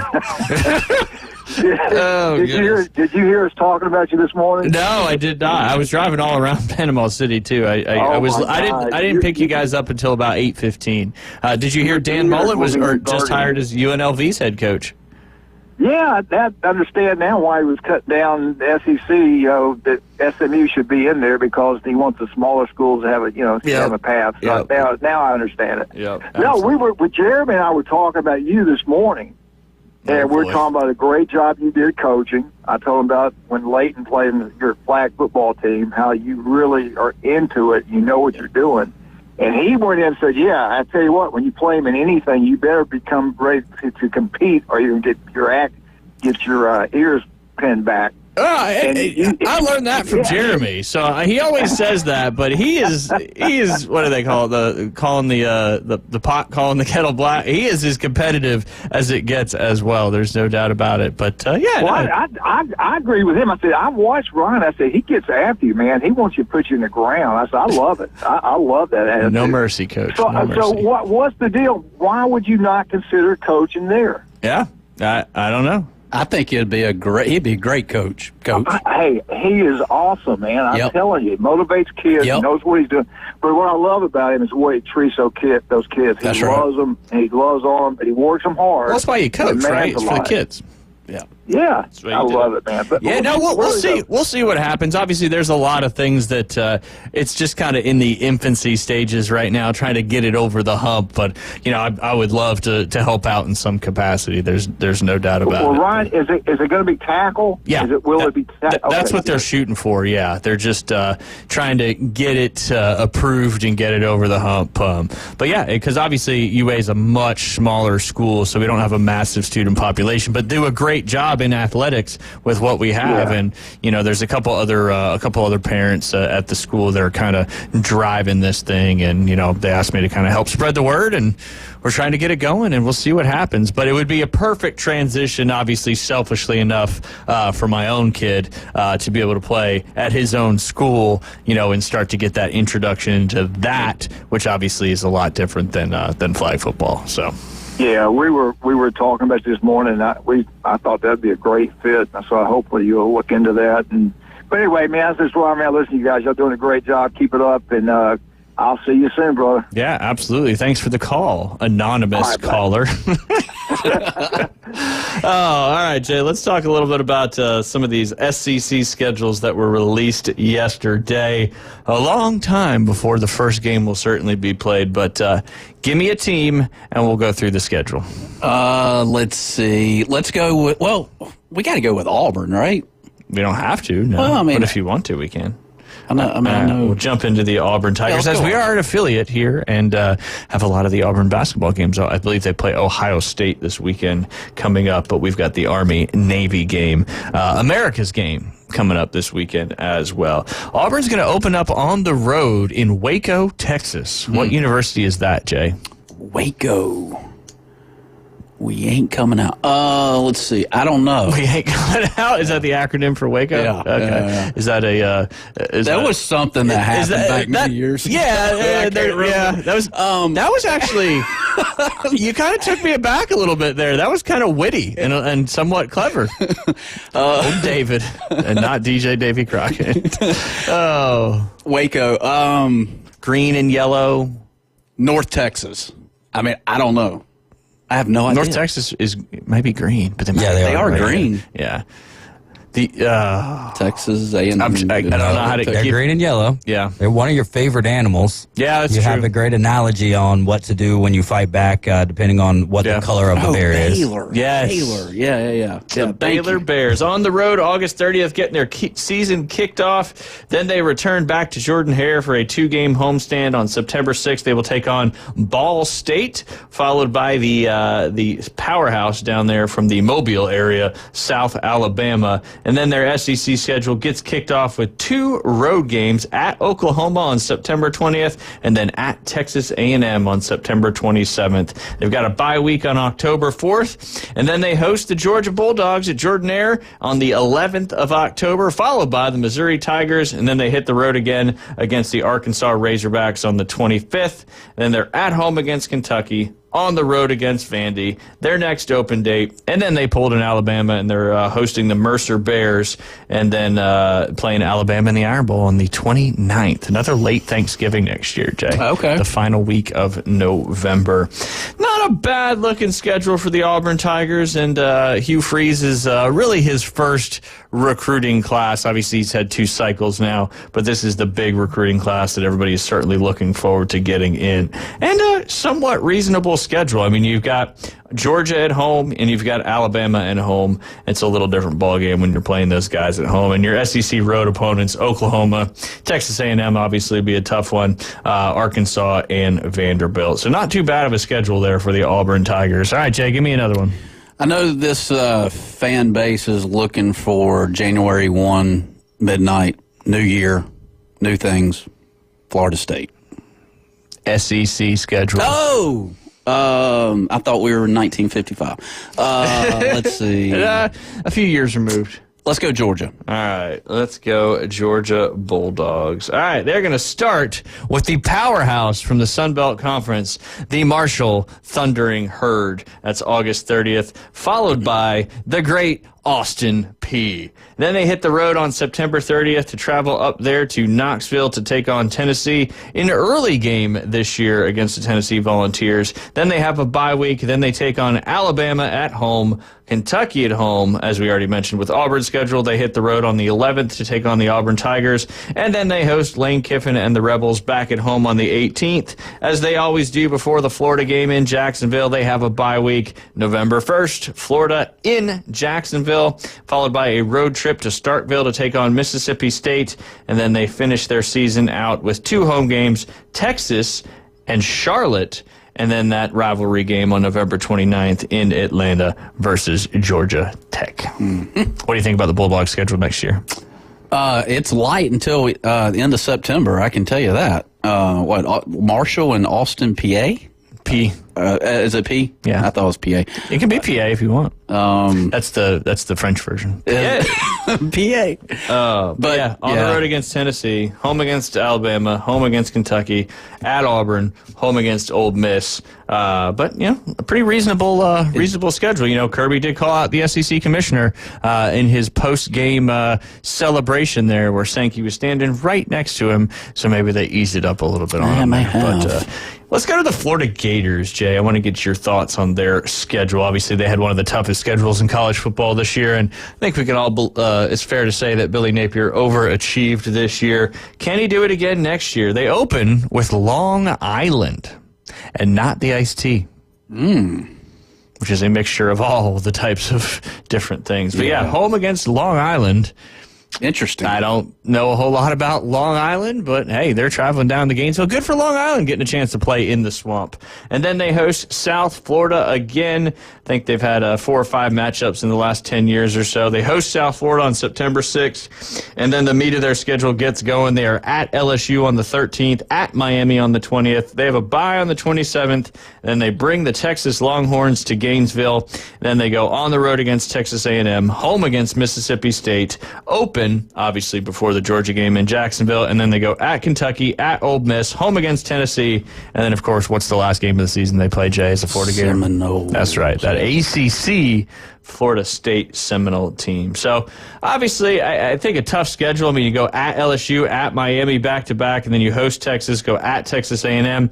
So, certainly a tough schedule, especially the back end when you go at Ole Miss and then home against Tennessee, but maybe looks slightly easier than this year's schedule. This year they had Miami, Samford, Texas A&M, Mississippi State, UCF, Tennessee, Kentucky, Georgia, Texas, LSU, Ole Miss, and rounded out the season as they always do with FSU. All right, Jay, give me another one. Let's go. I tell you what, South Carolina was fun to watch this year. Yeah, and I think they would be fun to watch if we were still watching them play in the college football playoffs. Yeah. But it is what it is. South Carolina Gamecocks open up on August 31st in Atlanta against the Virginia Tech Hokies. Little neutral site opening week game there.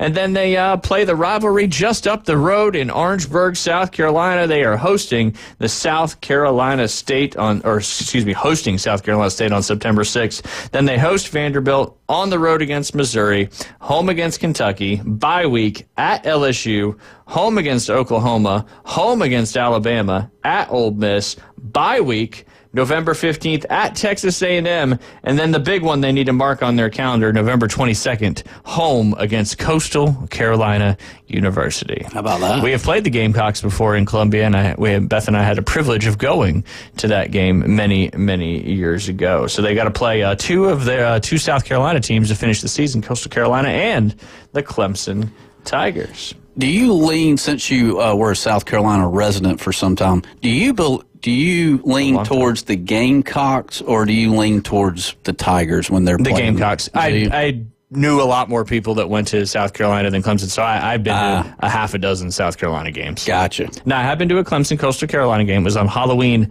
many, many years ago. I definitely lean more towards the Gamecock side for sure. Okay. For sure. But, yeah, just because of the nature of what I was doing. Yeah. But, yeah. All right, who do you got next?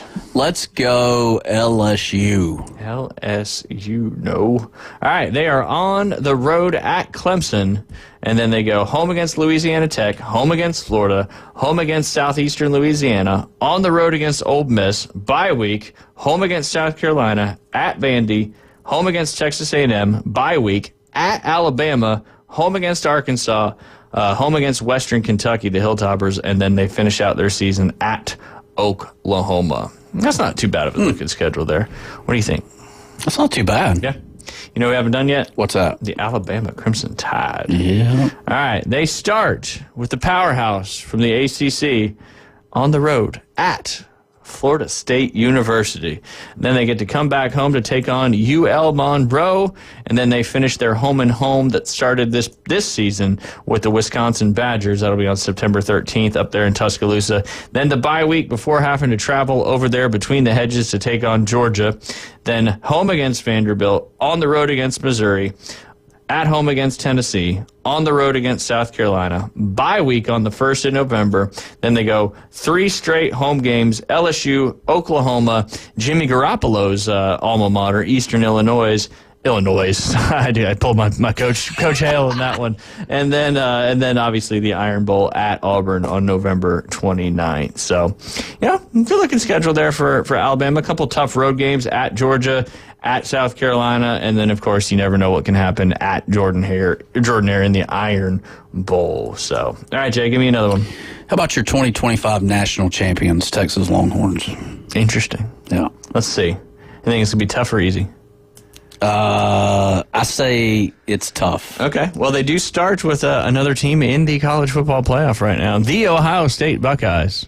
On the road, in the shoe, to get the season kicked off. That's a big opening game for the Texas Longhorns. Then they go back home to Austin to take on San Jose State, followed by UTEP. Then they have a bye, Sam Houston State. Then they hit the road to take on Florida. Then they come back to Dallas, not come back, but then they go to Dallas to play in the Red River rivalry against the Oklahoma Sooners. Then they get back on the road to travel to Kentucky and Mississippi State. Back home against Vandy, bye week before the big game at Georgia, and then Arkansas, Texas A&M at home to round out the Longhorns' 2025 schedule. What would you say so far is the hardest one you've heard? If you can remember. It wasn't Georgia. Maybe that one you just said. I mean, that one looked pretty hard. I would still probably give it to Florida. I was thinking Florida. That's one of the tough ones. Yeah. All right, let's look. We only, you've got most of these covered. Let's look at the Tennessee. I know we got a lot of volunteers down here in the Florida Panhandle. So, page. Oh, the old 404 error. Page not found. No, it's there. It's just not coming up. Oh, we're not going to know Tennessee. 404. You see that error a lot. Yeah, that's weird. It's a connectivity thing, I think. Let's do Ole Miss and the Fighting Kivens. All right, so they start with Georgia State at home. The Panthers from Atlanta. There you go. And they go on the road at Kentucky, home against Arkansas, home against Tulane, home against LSU, bye week, home against the Washington State Cougars from the Pac-2, and then they go on the road Georgia and Oklahoma back-to-back weeks, and then they take on South Carolina at home, the Military Academy, the Citadel at home, Florida at home, open date before that Egg Bowl on November 29th against Mississippi State. That is the LSU 2020 2025 schedule. Anybody else you want to know? There's a few teams we haven't hit yet. How about your future SEC champions, Vanderbilt Commodores? Ooh, next year SEC champions? Yeah. Let's see what their schedule looks like. They start with Charleston Southern at home. Then they go on the road at Virginia Tech, on the road at South Carolina, home against Georgia State, home against Utah State, on the road against Alabama, bye week. LSU, Missouri, both at home. Then they have to travel to Austin to take on Texas. Then they have Auburn at home, an open date, and then Kentucky at home, and then their last game of the season against those Tennessee Volunteers on the road. That may be the toughest schedule. That's a tough one, especially given that you are the Vanderbilt Commodores. But hey, the tougher the schedule, Jay, the bigger the opportunity, right? Yeah, and the harder they fall. That's it. That is true. That is true. The bigger, big tree fall hard. That's right. What movie is that from? I've heard it before, but I can't remember. Vince Vaughn says it. I think is it? I don't think it's. It's not For Christmas. No, but that's a good movie too. I watched that the other night. Did you? Oh, nice. So good. I think it's not Wedding Crashers. I think it's Old School. Okay. I think. Okay. But he's a big tree fall hard. Vince. Vince. Classic. Yeah, no doubt. classic. No doubt. Wedding Crashers is probably getting close to being. Don't tell me. 25 years old. Oh gosh. I think David might have found the answer. I think it is Wedding Crashers. Okay. Yeah. Oh yeah, when they're playing football. Yep. Yep. No crab cakes and football. All right, we got to go ahead and take a quick break. Jay, when we get back, we're going to talk some Thursday night football, and I'm going to get all your prop bets and line them up and see how you can do. You guys listen to the Inside Drive live here on ESPN Northwest Florida. We'll be right back with our final segment of this Thursday. ESPN Northwest Florida. It's the Coach James Hales You got a lot of listeners out there, so I'm going to tell you what they said, and I want you to respond to this. Okay? And they was all in agreement on this, Coach. Coach Hale, you're going to be inducted into the Arnold High School Athletic Hall of Fame on January 17th, 2025. Hey, I'm about to cry. Weekday morning 7 to 9. ESPN Northwest Florida. So you've heard the saying that if you love your job, you'll never have to work? Well, it's true. I've worked for Brock Lawn and Pest Control for many years. The commitment to the needs of customers and their commitment to each employee makes Brock a company I'm very proud to be a part of. Brock's core values are also mine. Give people more than they expect and always honor your promises. This isn't a job. It's a service to help people live a healthier lifestyle. Brock Lawn and Pest Control. Our family protecting your family. It's the Season of New Traditions sales event going on now at Bill Bird Kia. Now offering 1.9% APR for up to 60 months of the purchase of a new 2025 Kia Sorento or a new 2025 Kia Sportage. Take your next holiday adventure in a brand new Kia from Bill Bird Kia. You'll get the perfect balance of comfort, safety, and technology. Bill Bird Kia is the home of the 20-year, 200,000-mile warranty. Stop by and see us at 2435 East 15th Street or anytime at BillBirdKia.PanamaCity.com. Offer from Kia Finance America for the purchase of a new 2025 Kia Sorento or new 2025 Kia Sportage with $1,748 per month per 1,000 financed in 60 months. Quantity is limited, not to be combined with other finance offers and not available on balloon financing. The 20-year, 200,000-mile warranty is a Bill Bird Kia warranty. See dealer for complete details. Offer for well-qualified buyers. Must take delivery from dealer stock through 1/2/25. You hear it first. Sports talk right now. Back to the Inside Drive with Ryan Mulvey. It all seems a bit overwhelming at first. Broadcasting from the Bill Kramer Chevrolet Buick GMC and Kramer Marine Outdoor Studios. Something makes me think you'll get used to it. On ESPN Northwest Florida.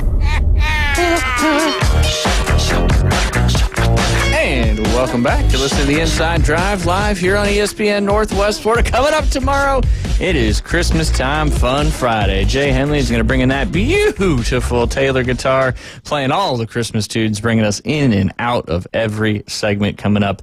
Don't want to miss tomorrow's show. We'll also have Joe Bond. He's the founder of Fantasy Six Pack for all your usage start sits coming up on this ever so important weekend in fantasy football. And then don't forget, it's Friday, so we got Aaron Bearden coming up at 12:20, and he's got a massive announcement tomorrow, an opportunity that you're not going to want to miss out. Again, that'll be tomorrow at the 12 120 segment. All right, Jay Henley, David Hayes, let's have some fun here. We got the Rams and the Niners right here on ESPN Northwest Florida. Coverage starts at 6:30, kickoff at 7:15. If you have Lucid Streams TV and you want to start that 3-day trial, you can see it on there as well. All right, the game line keeps moving a little bit further down. That money seems to be coming in on those Los Angeles Rams, which I think is very, very fair. But right now, the Niners are a 2.5-point favorite at the house in Levi's Stadium. Jay, if you had to pick with the spread, would you go with the Rams plus 2.5 or the Niners minus 2.5? Man, I'm leaning towards the Rams plus 2.5. I think that's a smart lean. Is it? Yeah, they're playing good football. They beat the Bills last week with an offense. And now their defense isn't great, but their offensive prowess has been pretty solid so far this year. And they're fighting for a playoff spot too, just like the Niners are. But the Rams are significantly healthier than the San Francisco 49ers. So you're going to go with the Rams plus 2.5. Yeah, and you know these teams. I don't, but what about the over-under? What about the over-under on 48? Can we get through the spread first? Oh, yeah, okay, sorry. Don't get ahead of yourself. Yeah, sorry. David Hayes. I'll take 1.5 field goals for one of the kickers. I'll take Rams money line, but 2.5 Rams, yeah. Yeah, there you go. Yeah, that's kind of at plus 120 right now on Hard Rock, the money line. That's pretty appetizing, that's for sure. If I was just betting and not obviously head not heart, I would certainly take the Rams plus 2.5 as well. We'll give David the Rams plus 2.5. So plus 2.5 across the board. All right, over under 48.5 minus 110 either way. Jay, which way are you going? I'm leaning to you guys on this. That's not my question. Okay. My question was, what are you going with? You know what? I'm going to take the under. I'm going to go the opposite. Are you? I'm going to take the over. I think both defenses are not that great, and the offenses, despite having, obviously all the running backs out, they still got Kittle, who had a monster game last week against the Bears' terrible defense. They got Juwan Jennings. Guerrero had a great game last week, great passing and catching, which is really what Jordan Mason was lacking, was the pass catching side of things, and that Isaiah Guerrero certainly has. So you're going to go under. I'm going to go over that 48.5. David, what do you think? Man, the Thursday night football games have actually been pretty electric this year, so that's why I would go with the over. I really want to walk with Jay on a Jay walk right now and take the under, but I'm still going to do it. Give me the under. Right. I'm taking the over. I'm taking the over. You just flipped the script. I'm sorry. Y'all sold it to me. You said electric on Thursday night. Ryan's over here saying the defenses are terrible. I got to take the over. They're not that great. Okay. Let's say 27-20. There you go. That's what I missed the over from Monday Night Football, because that was the 27-20, and I think it was 43. No, what was it? 15.5, something like that. It was called, I parlayed it with the over of Joe Burry's passing yards. I bet that separately too. But that's right. Threw that one in there just for ha-has. All right, some player prop stuff. I'll give you some ha-has and giggles. Ha-has and giggles. Just make sure you don't force it out, because you never know what's going to happen. All right, Isaiah Guerrero, not great value for an anytime touchdown at minus 180. Kyren Williams is minus 145 as well. But if you're looking for a little bit more value, that first touchdown, Guerrero is plus 375, and Kyren Williams is plus 500.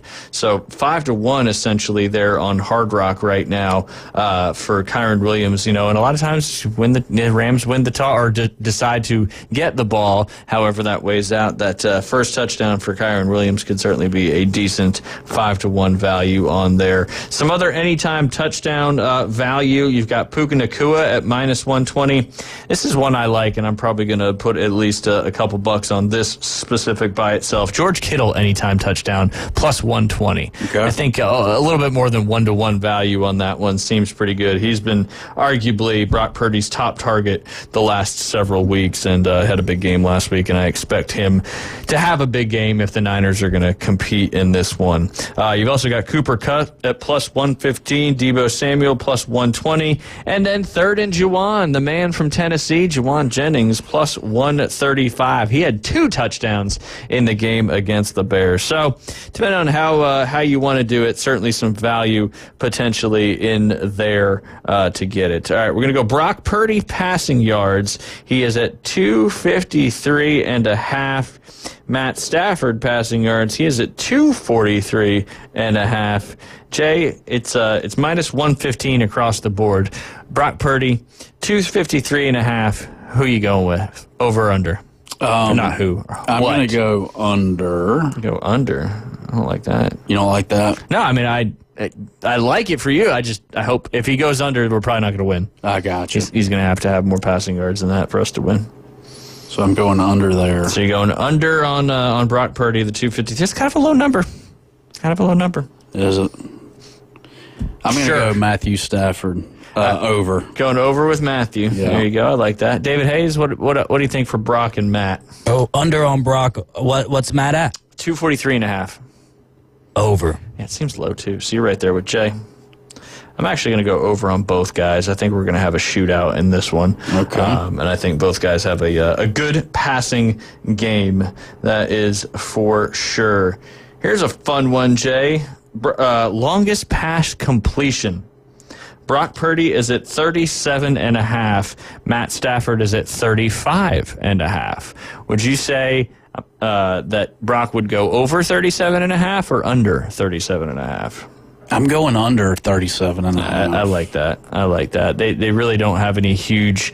But I could see this being a wheel route with Garendo or something like that catches it 10 yards down the field and then runs it 40 more, and then you hit that. What about Matt Stafford at 35.5 for longest pass completion? I like the over on that. Okay. So you're just all in on Matt Stafford, essentially, then. Yeah. All right.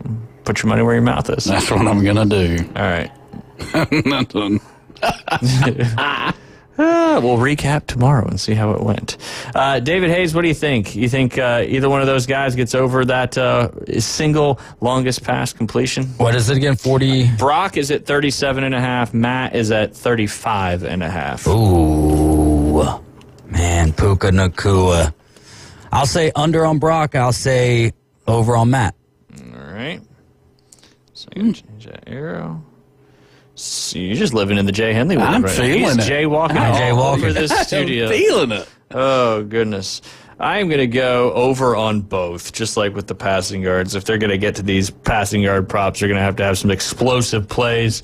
And like David said, a lot of these Thursday Night Football games have been a lot more electric than last year, and a lot of the overs have hit in your totals in this Thursday Night Football action. So, all right, Jay, what do you want to do? You want to go receiving or rushing? Let's go receiving. All right.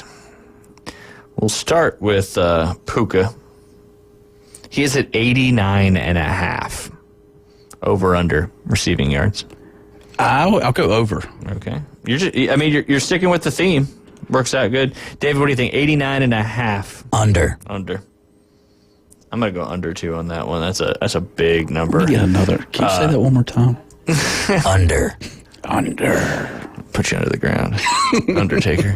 All right, Juwan Jennings, 69.5. That's a big number for Juwan. What do you think? Let's go under. Under. Don't let me convince you. David? Under. Yeah. I'm also going to under. All right, Cooper Kupp, 65.5. Over. Over. Oh. We'll go under as well on that one. All right, we'll go one more. George Kittle, 57.5. Ooh, this one's tough. I'll take the over. I like this one. I like this over. And I'll take the over. Oh, I'm going over as well on that one. I think that's one I'm definitely going to get in on in that one. 57.5 just seems like that's maybe 3 Kittle catches and got that prop. But hey, that's why it's betting, because you never know what's going to happen. All right, real quick on a couple rushing props. Kyron Williams, 73.5, Jay. Under. Okay. David, what do you think? Under. All right. I'm going to go over on... Actually, no. Dre Greenlaw's back. Hufunga's playing with a club. We're starting to get a little more healthy on defense. So I'm gonna go under on that one. With a club? He's got a hand issue, so he's got it all wrapped up with the club. Okay. You can't catch anything with the club, but you can punch the ball out and still make tackles. Gotcha. So sometimes a player that doesn't have a hand available is better than the next option, which is pretty crazy. All right, let's go with Garendo, 60.5. Sprained foot, he's playing. Adam Scheffler's reported that he is indeed playing. Ooh, now that you say sprained foot, I'm going under. Right. I'm actually going to lock that one in. Who is this again? The running back for the Niners. Okay. Christian McCaffrey. Yeah. He actually had some Christian McCaffrey-like numbers in the last game where he added 50 receiving yards to his total yards from scrimmage. So you're going under on the 60.5. Okay. David Hayes? I'll take that sprained ankle to go over. I will also take that to go over as well. He's going to have to rush for more yards than that if we're going to win this football game. Who is it again? Isaac Garendo. Okay. The one right below Kyron Williams. Gotcha. And then Brock Purdy, that number keeps getting bigger and bigger and bigger and tougher to get. He's at 20.5 now on the rushing yard prop. Jay, what do you think? Is Brock going to rush for more than 20? He's been averaging about, I would say, 17, 18 rush yards per game over the last 4 or 5 games. That's just off the top of my head. I don't know if that's actually reality, but that's probably about what it is, because pretty much every game in this season I've bet Brock on his rushing yard prop. I'm going to go under. It's plus 100 on the over, so it's a good 1-to-1 value. Under is minus 135, so Vegas or Hard Rock, however we say that, certainly agrees with you in that one. David Hayes, what do you think? I'll go under. I'm going to go under on this one as well. It's probably the first time I bet the under, just because we'll see what happens. We'll see what happens. We got a couple minutes left. Jay, what's your takeaways from today? Takeaways. I'm going to start asking you that every day. I forget sometimes. We're already talking about college football next year. True and story. We haven't even finished this year. True story. I think Coach Hale said the right thing and said that you should be the university head football coach. No, not head. No, not at all. Not at all. That's facts. Nope. That's facts. Nope. I can do some play stuff. I can be the installer of the playbook. It takes motivation, man. You got it. Motivation is one of my things. See, there you go. That's what it's all about. There's a lot more X's and O's than just motivation. I bet you Belichick's got a lot of motivation with that on his right hip. I don't know if he does or not. No, you don't. I've never been in a pregame speech or a halftime speech. So I can't speak to it. He just doesn't strike me as one that gets real fiery and animated. I got you. I got you. You never know. I don't know. I think it gets a little fiery and animated. Yeah. Yelling at people. It's just like a constant. You Yeah. know what I mean? So you don't really, it's not like up and down, It's up and down. Just like you know what you're getting out of Bill Belichick. Yeah, there you go. On to the next. There you go. Anything else, Jay, that you took away? I took away that you can go to golfwithjay.com and buy your time. Hey, if that's what you want to do, and see, fair let's do it. Game. Let's do it. Fair game. What a $40 get me? All right, real quick, some local stuff coming up tonight. Bozeman at Arnold in girls varsity basketball. Bay at Arnold in girls varsity soccer. Mosley at Choctaw in boys varsity soccer. And then Rutherford at Port St. Joe. Coach Oles was out there coaching refereeing middle school basketball yesterday as well. That guy is doing everything for Bay County. We appreciate you guys hanging out with us today on the Inside Drive. Don't miss tomorrow's show. Jay's going to be playing some Christmas music on the guitar. And we'll have a big announcement from Aaron Bearden at Instant Replay Sports Cards. Y'all have a great rest of your Thursday. Don't forget, Thursday Night Football right here on ESPN Northwest Florida.